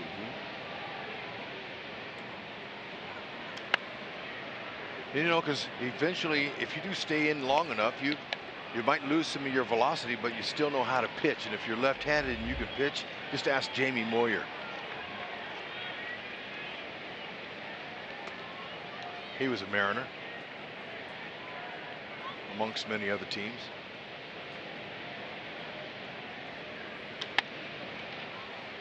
If Witt throws out Cano, and he won't, they should have given him an outfield assist.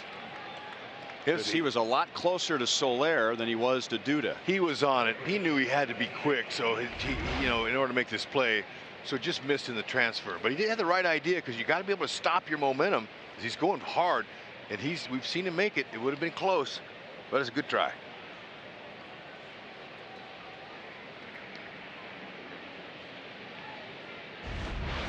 Got to be able to stop and throw across your body.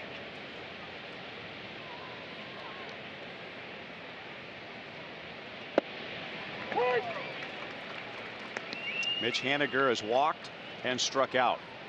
And now the overshift is over to the left.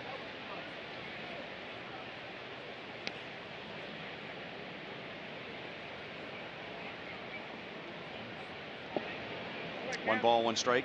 You can speak to this because you played in the era I'm referring to, but before all of the modern aggressive shifting, the only time I can ever remember a team shifting dramatically on any hitter, it seemed like it was always a left-hand batter. Do you ever remember when you played 3 infielders on the left side? Not very often. Cuthbert didn't give Merrifield a great feed. I don't think they had a chance to get Haniger for a double play. I remember we playing Jack Clark to pull like that. Whitey Herzog wasn't all three guys on that side, but I remember being on the very back part of the grass in the cut of the dirt. I mean, as far back as possibly could. Ozzie Okendo was about over the bag, so yeah, but that's about the only time, the only hitter that I remember that. And Whitey Herzog in his time was probably seen as much more cutting edge than his contemporaries. I would say. Seager singles to center field. Haniger stops at second base. He would do more unconventional things for that era, right? He's a very smart man. Great manager. Fun to listen to. When there was a managerial decision that had to be made, I would kind of get myself off the bench, like that's where I made my living, and kind of move on and stand behind the coaches as they were making their decisions. That's how I was able to learn some stuff. Duffy's over 100 pitches. So Ned Yost comes out to get Danny. He gets a nice ovation. And Brad Keller is a Chevy call to the bullpen.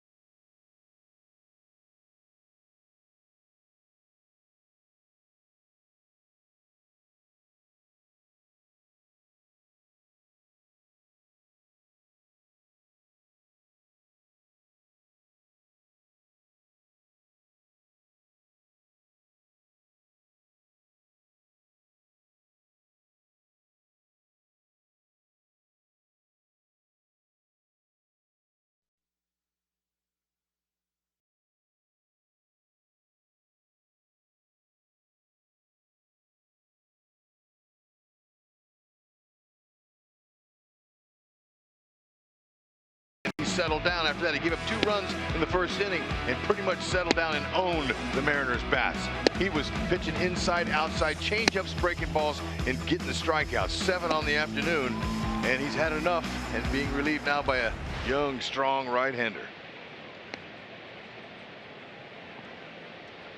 2 on, 1 out. Keller's breaking balls in for a strike. Well,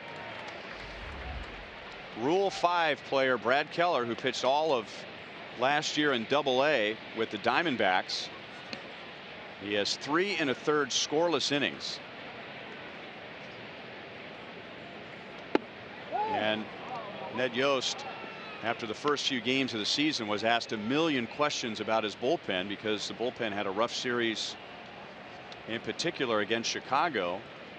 And Ned said, hey, it's as far as our bullpen goes outside of Kelvin Herrera, it's pretty much an empty canvas. Cuthbert blocks it and keeps it on the infield. Escobar still almost got the out.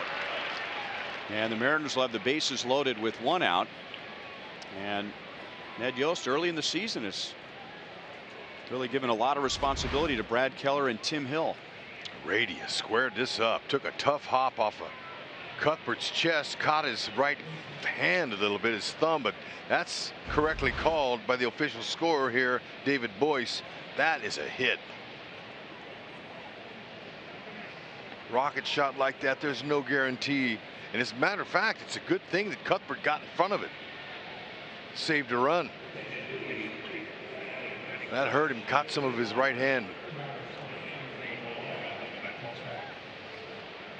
And Scott Service will go to his bench.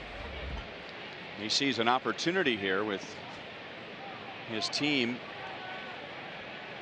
last night notwithstanding, not really piling up the runs, and he sees an opportunity here with the bases loaded, 1 out. So Vogelback, who started the first 2 games of the series, will bat for Taylor Motter.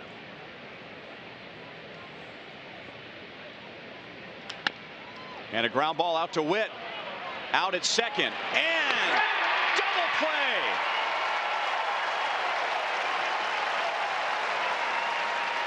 That's how you pick up Danny Duffy right there. Keller using a breaking ball. Entice the pinch hitter to roll it up. Ham and eggs on an afternoon. A clutch situation kept the run from scoring.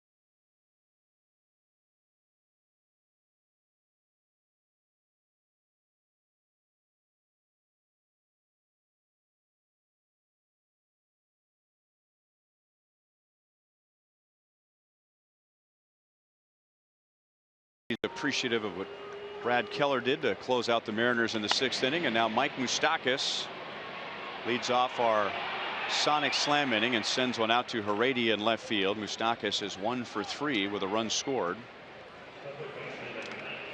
Our contestant is Jim Matthews from Atchison. If the Royals hit a home run out of the park in this inning, Jim wins $1,000. If the Royals hit a grand slam out of the park, Jim wins 25 grand from Sonic and the Royals.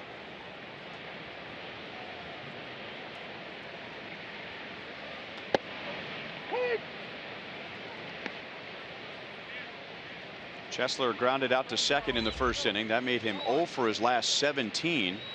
And then he singled to left in the fourth. Seattle scored 2 in the first inning. One home on a wild pitch, the other on a sac fly. The Royals got 2 in the fourth on a 2-out, 2-run double from Paulo Orlando. Sounded like he hit that with a wiffle ball bat. It did. It sounded like it was hollow. But you know, when you hit one off the end every so often, he has a cupped bat when they whittle a little hole in the end of the bat to balance the head. It sounds like that. And it didn't break. That's the pitch to lay off of against Paxton. That's been the successful pitch against righties. Like we said before the game, that one back leg slider off a guy who throws hard is a real tough one for the right-handed batters to pick up. Lefties too. And now Chesler goes the other way, and that was a good pitch that was down.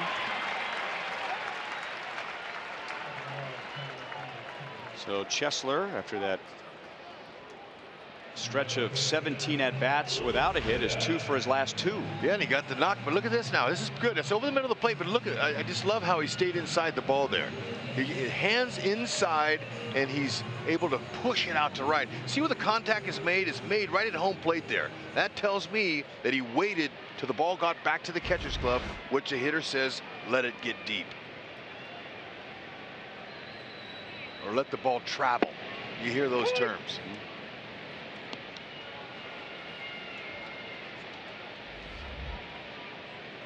Duda was hit by a pitch, an 0-2 pitch in the second inning, and then he struck out in the fourth. Able to stop his swing in time. 1 ball, 1 strike. Let the ball travel. Stay inside the ball and get your foot down. Those are all new terms here recently, as the last 5 years or so. Hit the inside of the ball. Yep.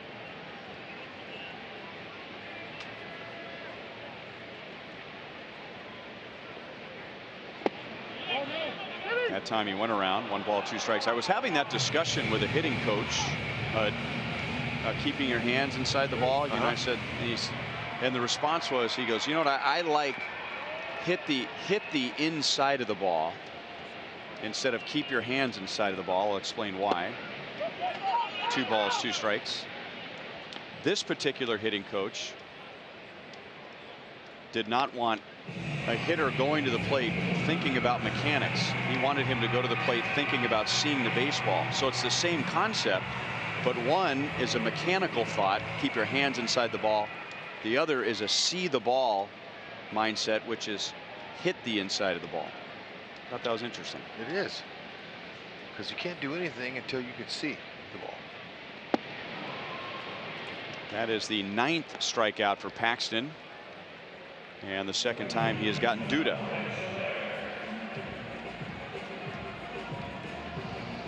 Royals fans, if you can't catch a game on TV, you can stream games live on your mobile device.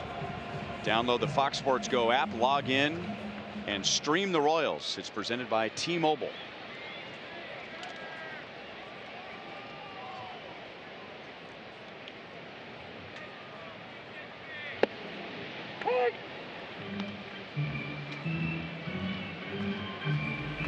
Jorge Soler drove the center fielder Gordon to the warning track back in the second inning, and then Paxton struck him out in the fourth.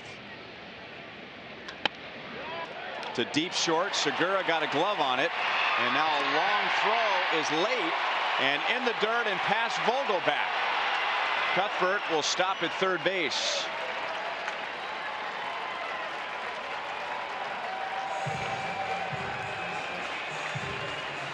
It's a single and a throwing error on Segura, allowing Cuthbert to go second to third. Okay, Soler squared that up, took a bad hop on Segura right at the last minute. He's able to keep it front of him, though. He's able to use the heel of his glove to knock it down. This was not easy. That's a rocket shot, man. Paxton saying, make the play. It's okay, but he still tried.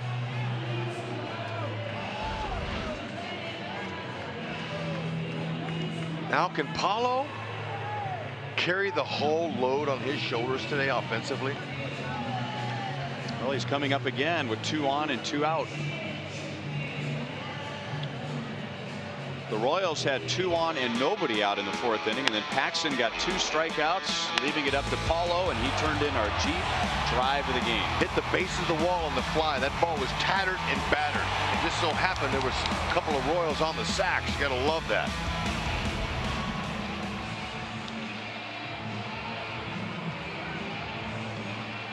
Paxton is getting ready to throw his 100th pitch.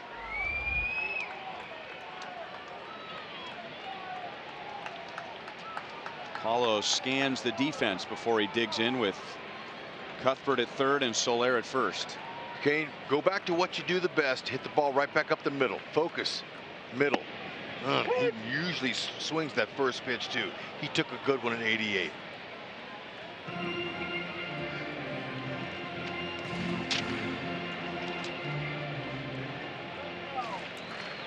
Like a straight change.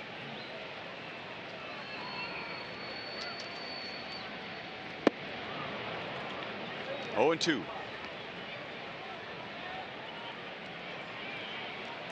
Don't get long. Stay short with the swing. That was a long swing there. He got fooled, but still keep it short and compact. Just try to put it in play, find a hole. He knows what to do, but it's a little bit easier up here. And Paxton gets him this time with 2 on and 2 out. So Paxton has struck out 10, and at the end of 6, it's a 2-2 tie.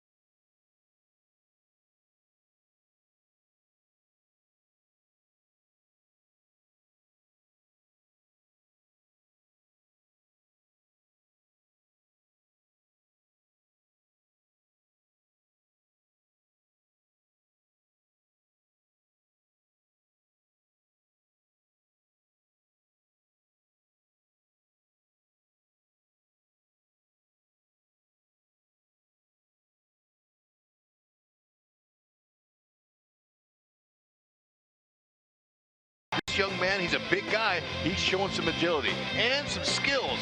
Check that out. Yeah, that's nice. Saving Duffy some extra pitches there, doing the job. Here we go. He's not done. Whitley's going to go over there, throw one to Escobar. Esky can do it with a stretch. Yeah, Keller says that was clutch. Duffy says thank you. That would have given them the lead had they not turned that. That was a beautiful job and well done. Paxton, speaking of done, stick a fork in him. Nice job, though, by him.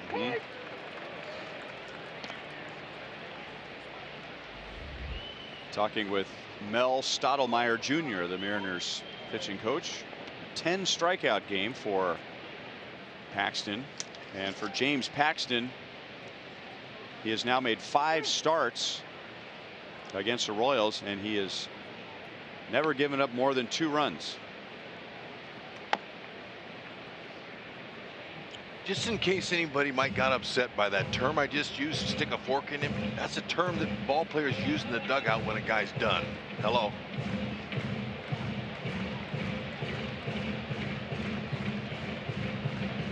You know, someone would be offended by that? Well, you would think. I mean, I don't think so, but you know, just want to make sure. We're talking baseball here. Keller, how about this guy, man? 6'5", 230. He's a beast. 90 to 97, 4-seam, 2-seam. He's unbelievable. Coming in and induce a ground ball double over play like that for a starter.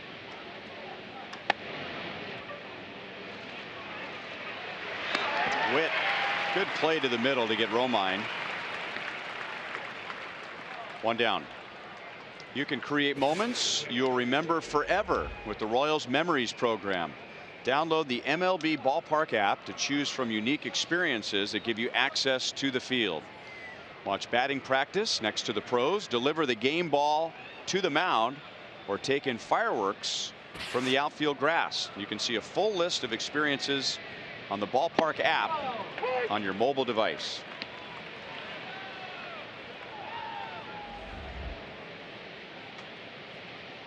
David Freitas double to right field in the second inning. That is Seattle's only extra base hit. And he's also lined to left, so he had a couple of good swings against Danny Duffy.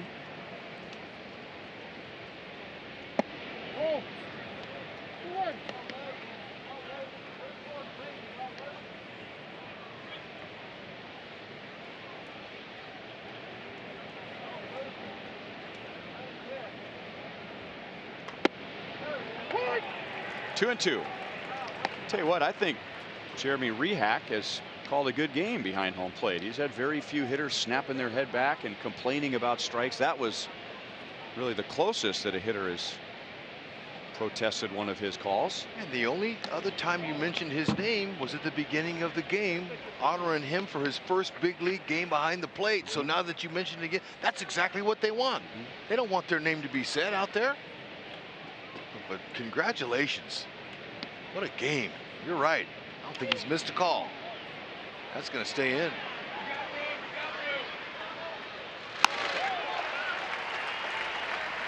Two down. You had a chance to go meet him before the game today. I did. You know what? I can't help it. Umpires are a huge part of the game. I love them. You know, being a broadcaster is fun to be able to share their stories. They have equal stories compared to players.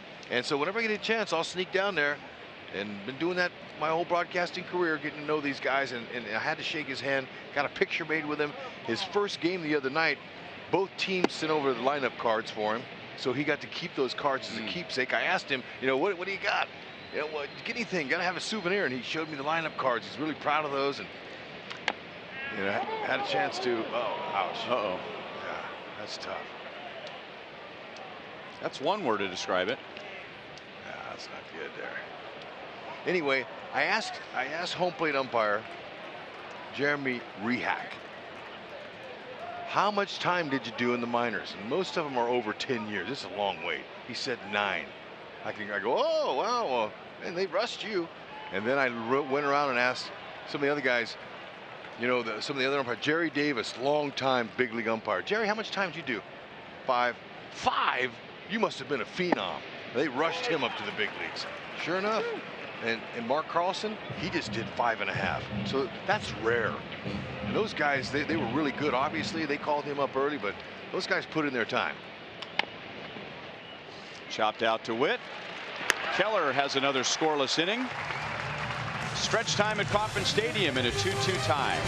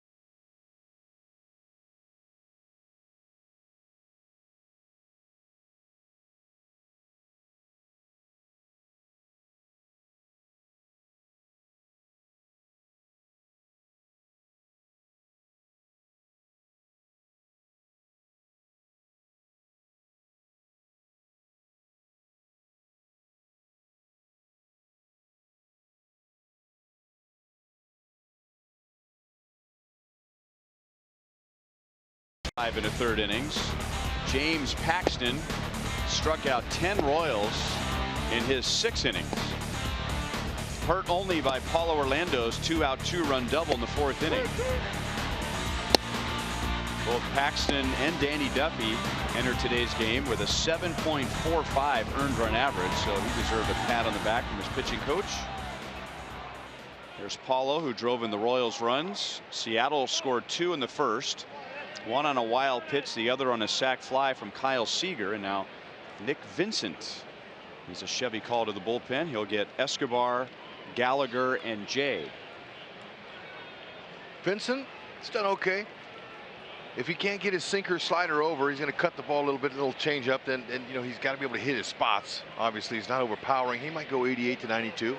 Sinker slider. Look him up. Now, Paxton, he said that, you know, on his pitches, this is a cutter. But to me, that's a slider. He was using a slider to me. Now, maybe it was a little slurvy breaking ball like Duffy's, but it was extremely effective. That's why he got all the strikeouts. Escobar is 0 for 3 today.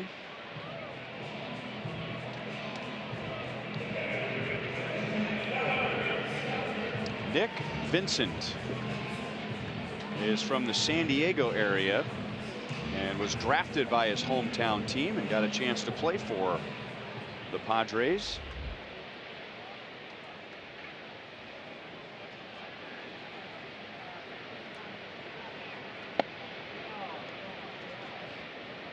One to 0 on Cam Gallagher. Cam is flied out to right field, and he is flied out to left.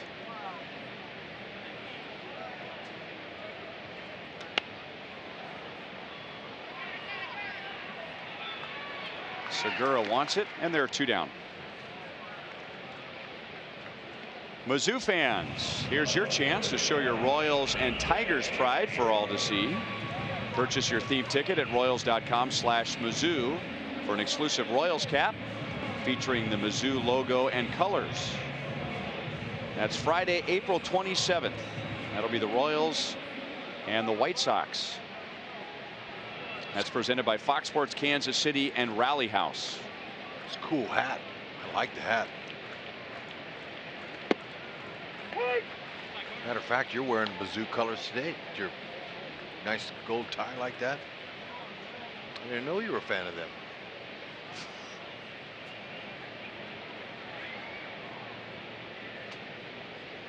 How many years you been with the Royals, Hud? Oh, well, I hope it's not my last game. Yeah. But this is well, check the logo, Hud, because the Royals have gold as well. Okay, my bad.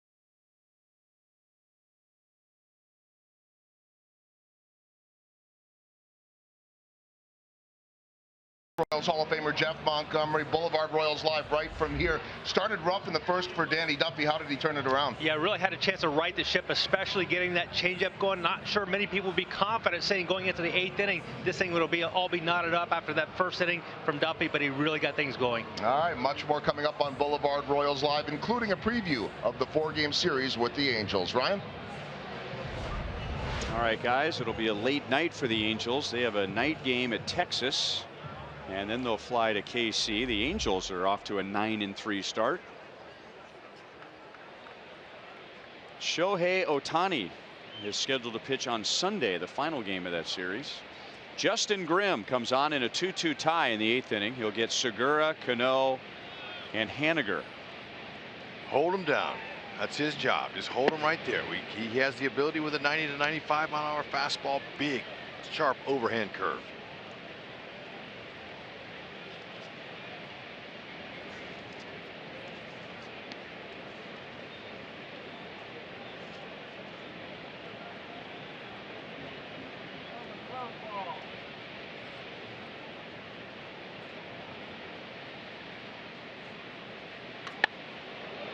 Look out. Scott Brocious was a big league third baseman for a long time, so he knows all about how quickly the ball will get on you. Yeah, and he's faced some guys that threw 95 to 98 upper 90s before. He knows how to get out of the way of that.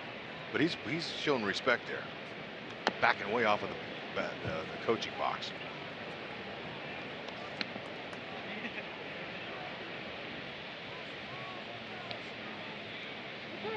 Do you think the coaching box in chalk lines right there is just an aesthetic that is just part of the baseball park? Did they? So it's a waste of chalk and paint. Okay.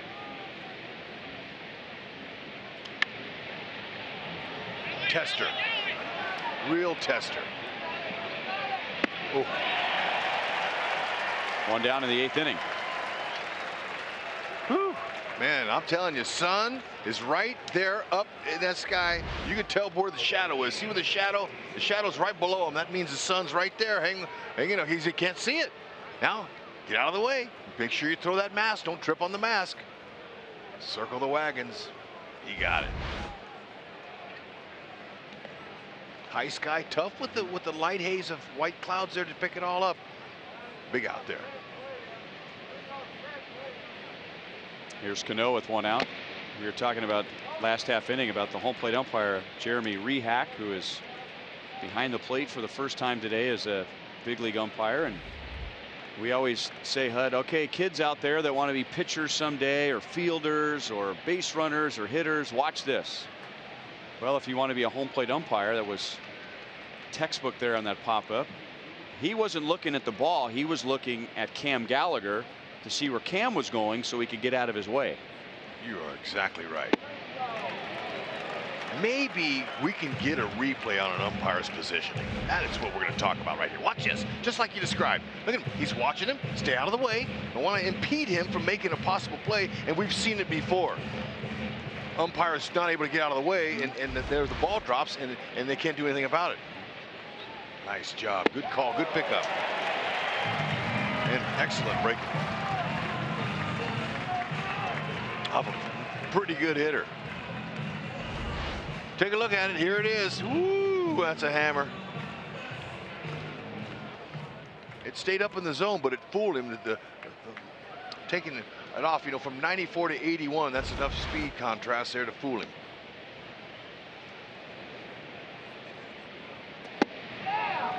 There's that hard breaking ball from Grimm to Mitch Haniger.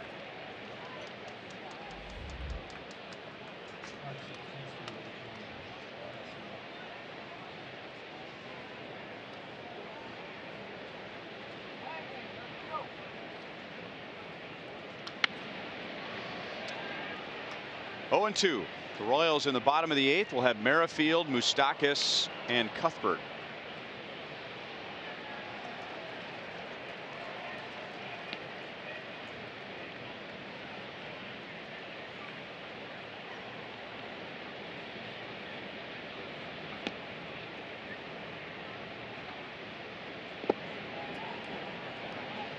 1-2.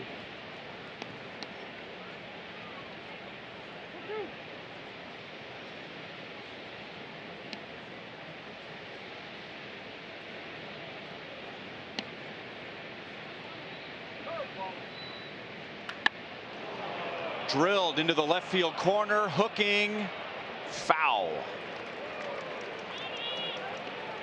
And that was into the second tier of the left field seats. And that young lady figured she was in a safe zone when it came to souvenirs. Yeah, see it on the left side of the pole. It became a souvenir.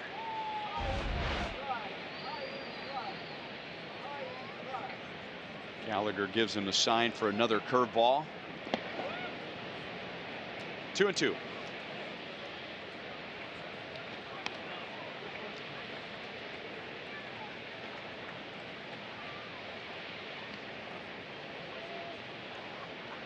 When a pitcher has an overpowering pitch like that, it's always interesting to hear, where did you learn that pitch? Was it a coach? Was it another player that taught you the grip? But Grimm was saying he remembers going all the way back to Little League, always wanting to throw a curveball. Fastball is high, 93.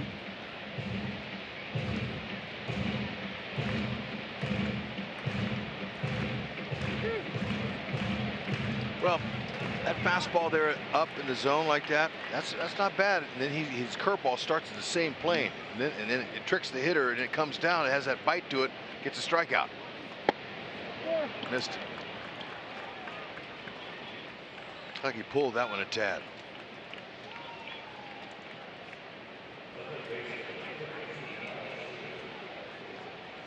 As Joel and Monty were talking about, Royals at Angels tomorrow.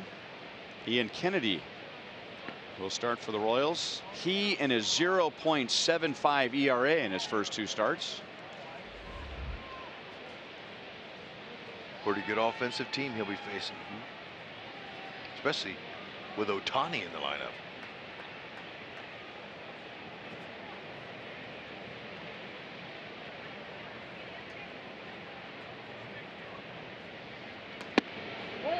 Well, he's a huge story, obviously, and rightly so, with his ability to showcase his pitching and hitting talents already.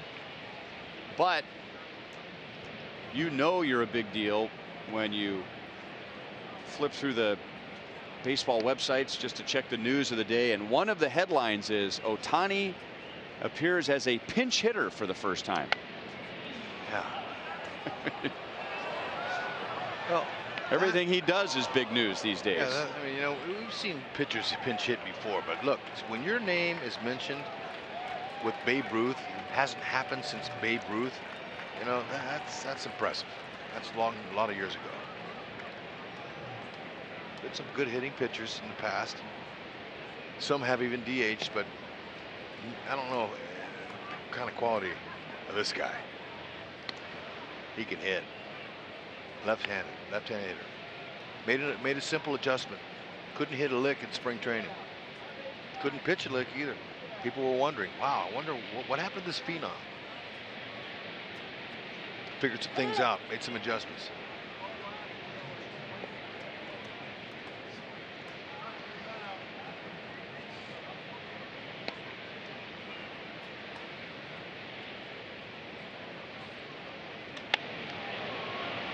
High and deep to right field, and Soler didn't get it. He got to the right spot. He timed his leap, but it's over his glove for a 2-run home run. You could tell off the end of Seager's bat that ball was hit because you could tell this is the sound. But with the wind, I looked up there and said, oh no, that's the hanging curve. And it's been up in the zone a little bit today. Cano missed one, struck him out. It was up. You can see the timing of it. Just, couldn't quite get there. Wind helped him take it out on there, and 2-run shot.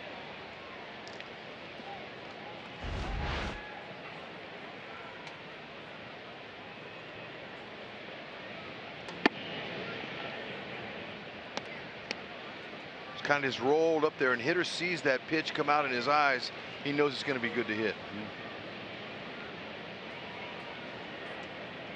1-0 on Heredia. And he pops it up to the right side.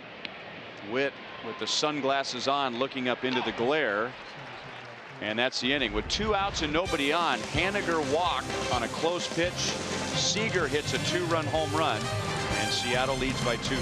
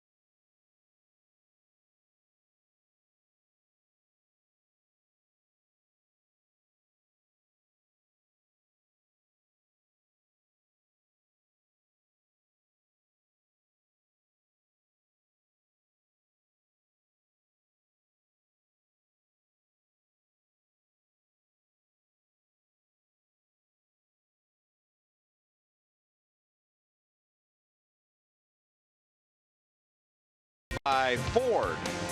Going further so you can.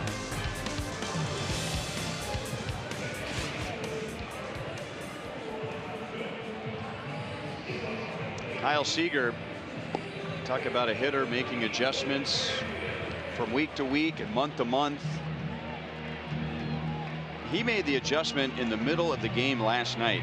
In the first game on Monday, Jacob Junis and the Royals bullpen were able to get him to chase bad pitches even when he was ahead in the count, and that carried over into last night's game against Eric Skoglund. But then in his last 3 at-bats, he was swinging at more quality strikes, and now he's driven in 3 today, including the 2-run home run to put Seattle ahead. And now Juan Nicasio will pitch to Merrifield, Moustakas, and Cuthbert in the bottom of the 8th.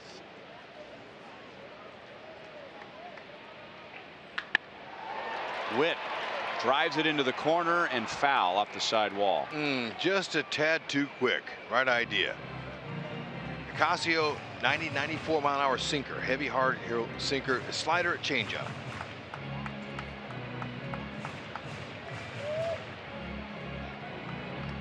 Right idea.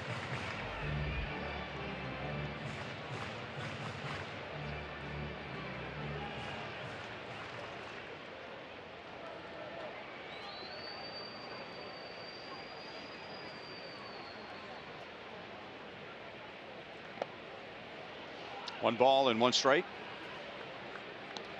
By the way the defenses play as certain hitters, you know, we see the drastic pull, some we don't. It'll tell you what kind of hitter is up there, and by the looks of this, that is a straight up slight pull by Segura, the shortstop, but pretty much straight up compliment as far as what kind of hitter he is. He's line to line. Well, that's pretty much the book on it.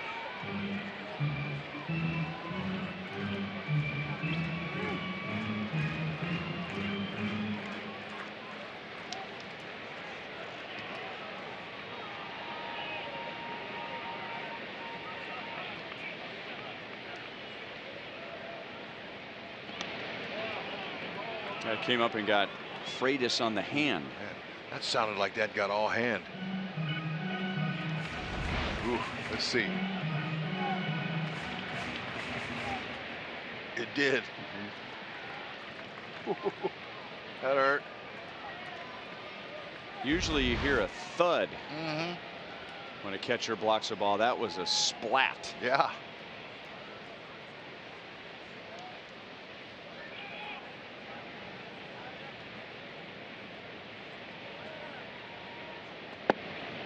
Three and two on Witt.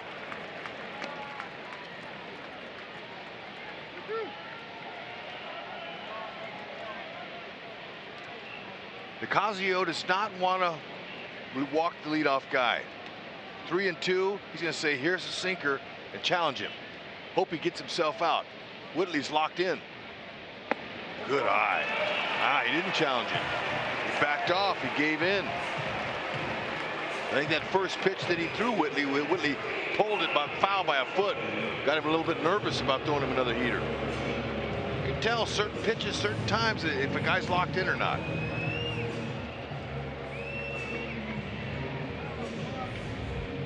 So the tying run is at the plate with nobody out. Mike Moustakas has an infield single and a run scored today. He homered in the first 2 games of this series.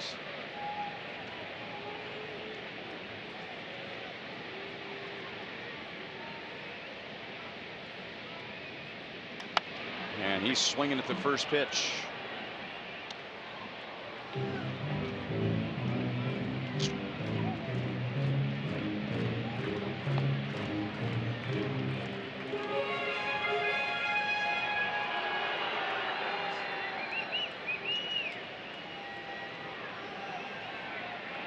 Moustakas has homered in 3 consecutive games, twice in his career.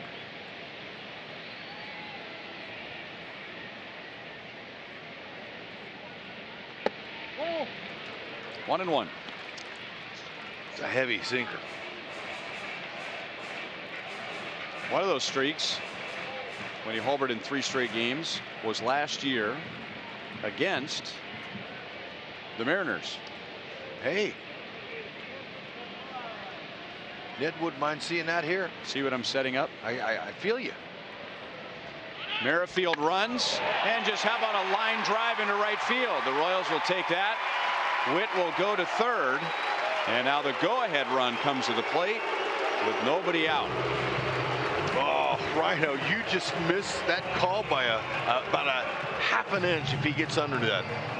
Because he had plenty on it with that nice gust of wind out to right field. Wouldn't have been a problem at all. And there it was, belt high. But see how he hit the top half of the ball. Thankfully, it's good enough to get in there first and third, nobody out. They must capitalize here.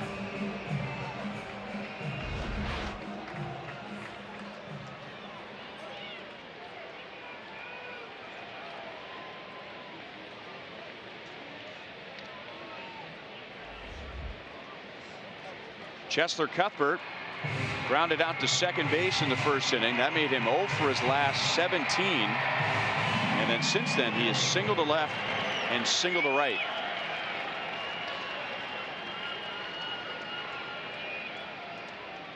Just wait for one out over the middle. He's going to give you something good. These 2 previous hitters all got something good. Didn't call it right away. 2 in the first for Seattle, 2 in the fourth for the Royals, 2 in the 8th for the Mariners. That was the Seager home run, and now the Royals have runners at first and third and nobody out.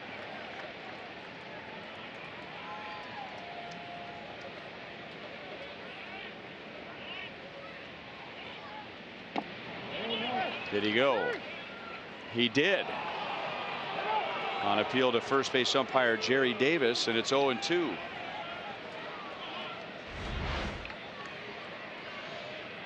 I agree with Jerry.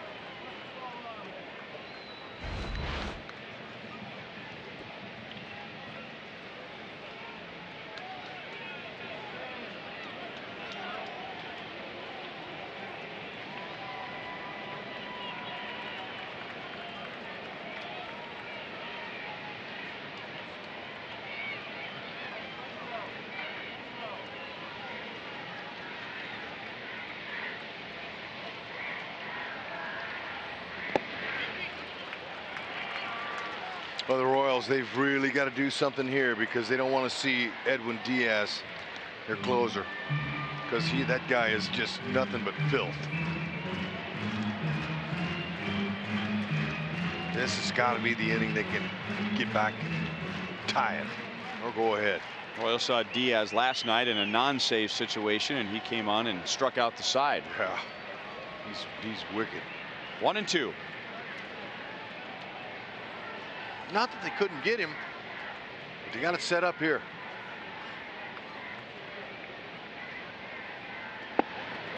Two balls, two strikes.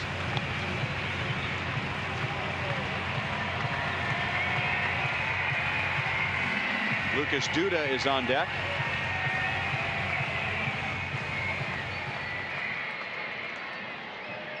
This is the third time that the Royals have opened an inning with 2 on and nobody out. They failed to score in the first inning, and then they scored both of their runs in the fourth.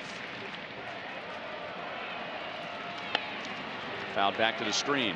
95 in on Chesler's knuckles. Ooh, man, and he had a nice rip at that.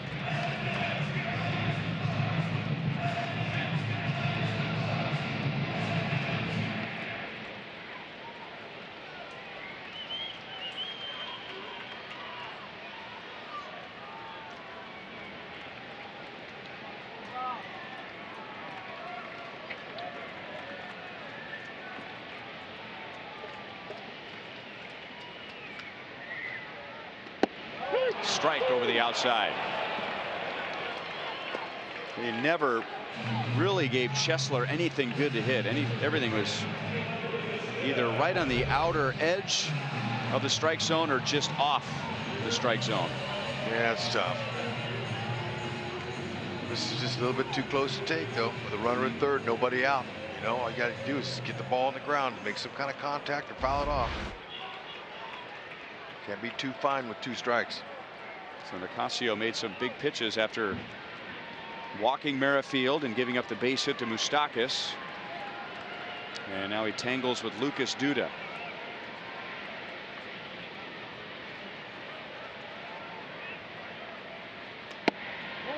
Fastball's a little bit high.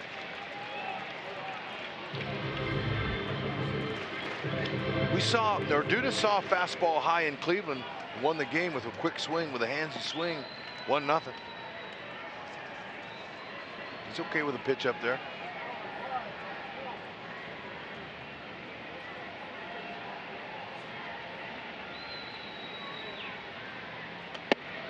Two and 0.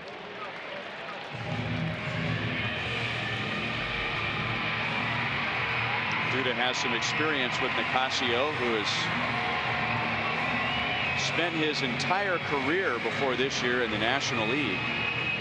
4 years with the Rockies, 1 with the Dodgers, 2 with the Pirates, and then part of last year with Philadelphia and St. Louis.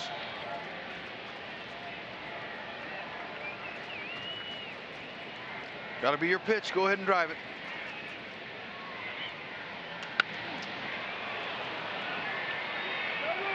Seager goes into foul ground and makes the play. And now the Royals need another big hit with 2 outs.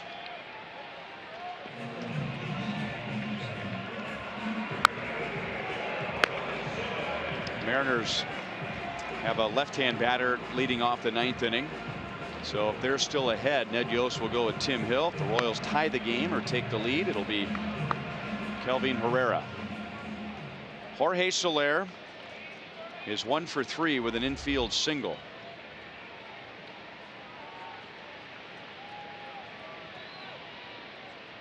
The Royals had runners at first and third and nobody out, and now it's first and third and 2 out.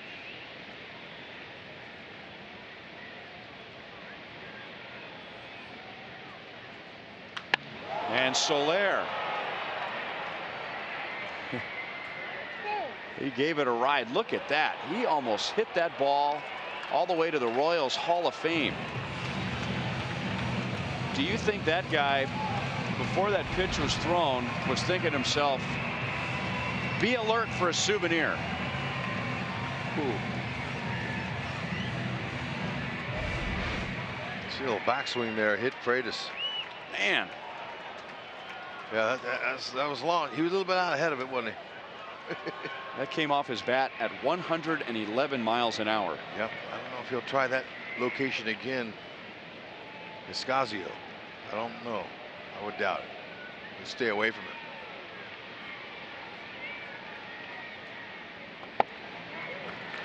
1 ball and 1 strike. Well, we don't typically measure balls hit that were foul, but I'd be curious to know how far that ball was from home plate. Yep. He's due for a homer. This would be the perfect time.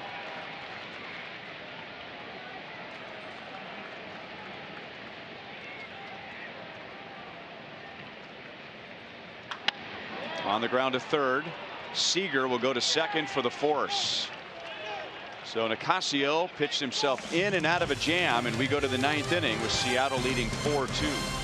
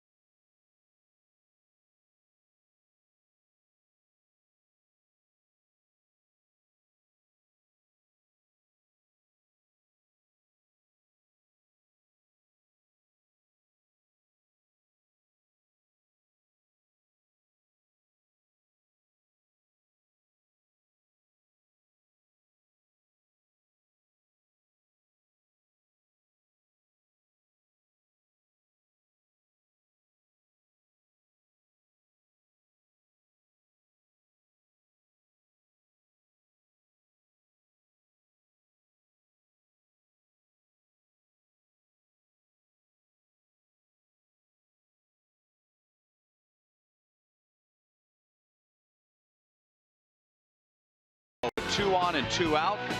Doubled off the fence in right field, scoring Moustakas and Cuthbert. That tied the game. And then with 1 on and 2 out in the 8th inning, Kyle Seager hit a 2-run home run off of Justin Grimm. And that's where we stand right now. 4-2 Seattle.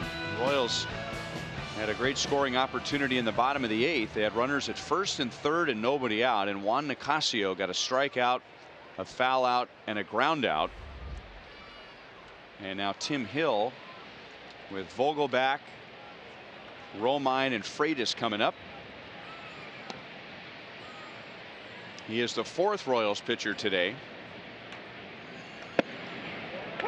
Sliders in for a strike to Vogelback. Danny Duffy gave up 2 runs, 1 earned in 5 1/3. Brad Keller was impressive again, an inning and 2/3 scoreless. And then Grimm allowed the 2 runs in the 8th. Oh, a great interview by our Hall of Famer Jeff Montgomery before the game yesterday with this young man right here, Tim Hill. Fantastic. I could listen to that for 15 to 20 minutes.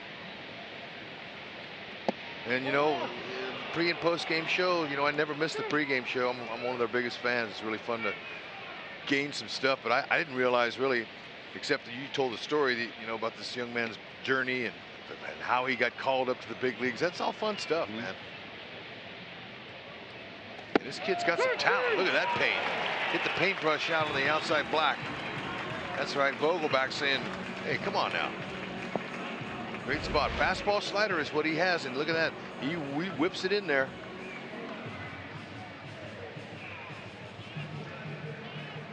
Most pitchers that drop down like that, Hud, they don't have a lot of velocity, so they're depending on the deception and the funky angle. He has both. It is. He's special. Really, he's a drop and drive side armor. You don't see a whole lot of that, but he really uses his lower half well.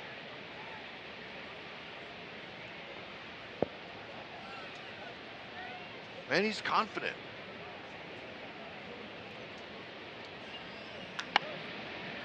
When you can beat stage 3 colon cancer, you battle that. What else could he fear? He's got everything to gain, nothing to lose. And that's the way he's been pitching so far early this year.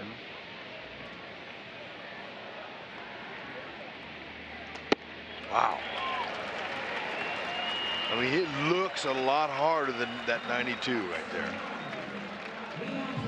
Check it out. Let's highlight it. Pitch sequence there. First pitch, that's what you do. Stay out of the big box there. Okay, try to if you can. But he turned it right to him. Said, here it is. Don't want to walk anybody. I'm going to challenge you. That's what you do. You're 2 runs down. Get your offense a chance to see if they can come back, and it won't be easy.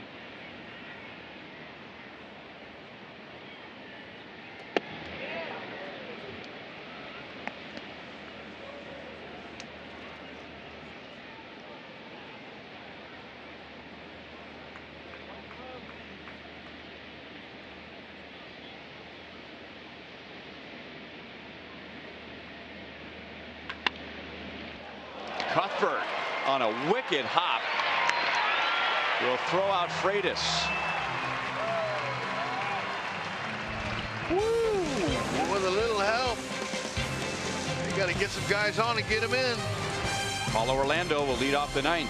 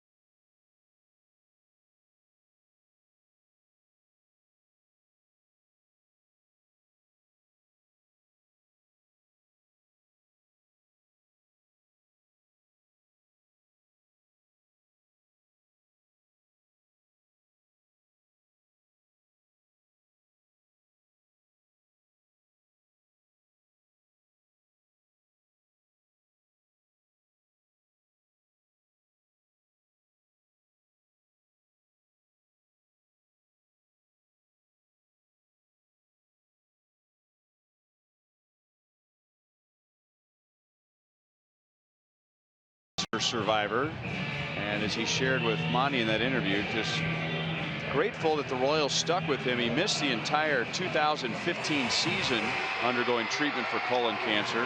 8 months of treatment, and he's already in a prominent spot in the Royals bullpen in his first year in the big leagues. Pretty good. I like the question Monty asked him. Hey, if you had free time and an off day, what would he like to do? He said something that would fire our other partner up, Steve Fissiot. He said he'd hike. He likes to walk. Go on long walks. Way to go, Monty. Edwin Diaz last year had the most saves in the major leagues on the road, tied with Alex Colomé of the Rays. Oof. He's got some wicked stuff. 2 pitches. He's a fastball slider. He's anywhere from 92 to 98. Hard slider. Tough.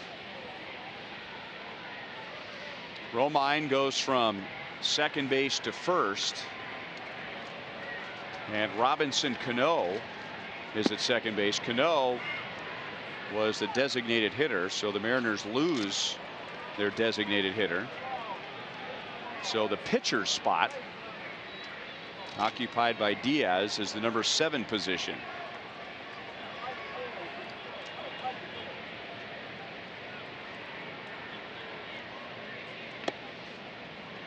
One and 2 on Paulo.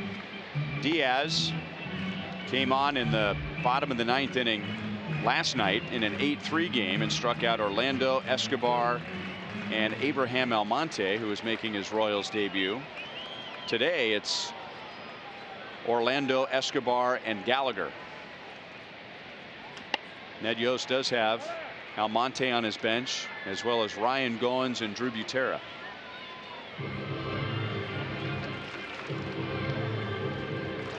Great strikeout pitcher. Face 14, struck out 11. He's got the skills. He's going to come right at you.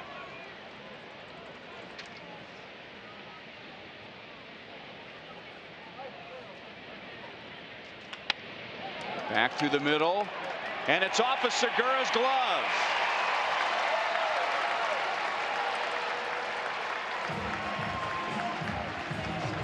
It's an error on Gene Segura. Don't matter. Royals got to get base runners on. They got to get them on, get them over, and get them in, 2 in to keep it going. And off Diaz, that's what you try to do. Just make some contact on him. You never know what can happen. Even though he's been lights out already this year, he doesn't mean he can't give it up. And that's what a Royals hitter's saying to himself right now.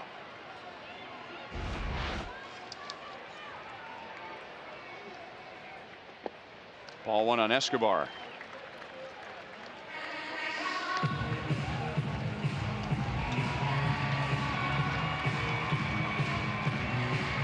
Esky has grounded out twice and struck out. Abraham Almonte has moved to the on-deck circle, and he'll bat for Gallagher.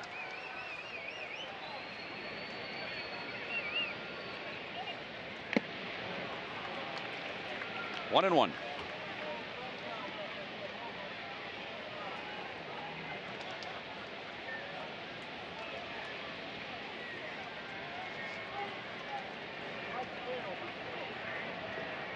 Esky took a quick scan of the infield, see if he might drop one down to the third base side.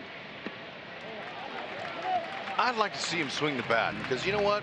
If you can get Diaz to make a mistake with a slider, float it up there, Escobar off balance, maybe flip one down the left field line, hook one over Seager's head, get a little second and third, and him try it again. Pressure him.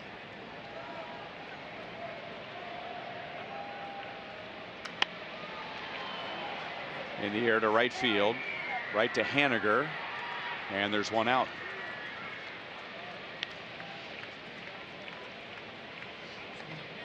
And now the newest Royal, Abraham Almonte. He came up to the Yankees organization, and then he was traded to the Mariners. That was in 2013. He played in 25 games for Seattle that year, and they were impressed enough that the very next year he was their opening day center fielder and leadoff man with just 25 games of big league experience. And that same season he ended up being traded to the Padres. In 2015, traded from the Padres to the Indians.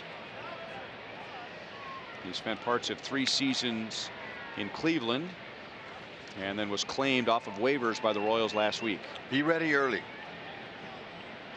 That's it.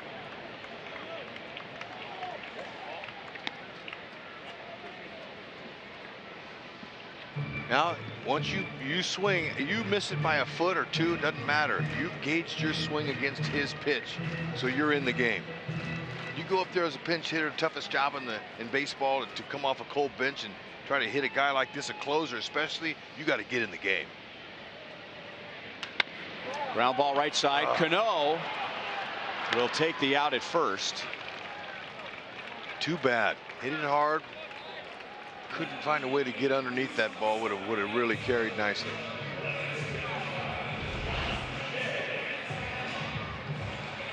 Hard, 2-hopper. Cano made it look easy. Diaz says, all right, one more, we can get on the airplane. And it's been a long trip for Seattle. This is the end of a 3-city 10-day trip, which started in San Francisco, moved to Minnesota, and finishes here at Kauffman Stadium. Mariners are 3-3 so far in the trip. At the knees, 98 miles an hour to John Jay. Cheese at the knees, right, Ed? Believe it. And dust off that old term. Yeah, and it's nice to be up here instead of down there in that box. 0-2.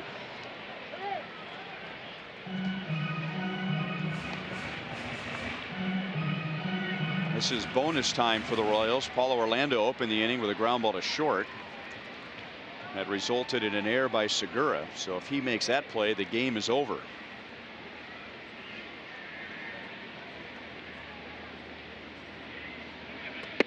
Whoa. 99 up and away. Diaz was a top pitching prospect to the Mariners a couple of years ago as a starter. Then they moved him to the bullpen, and then his career really took off. 2 balls and 2 strikes. It's a good block by Freitas.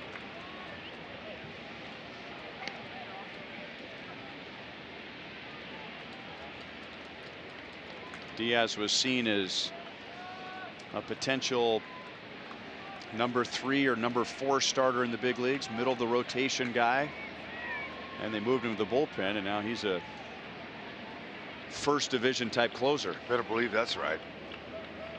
Whenever you can get that many strikeouts, man. Just off of Freitas' glove. 2 balls, 2 strikes.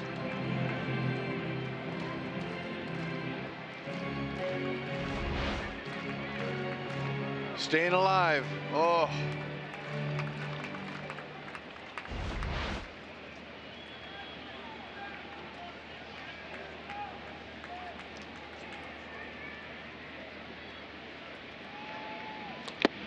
That one sticks, and the ball game is over.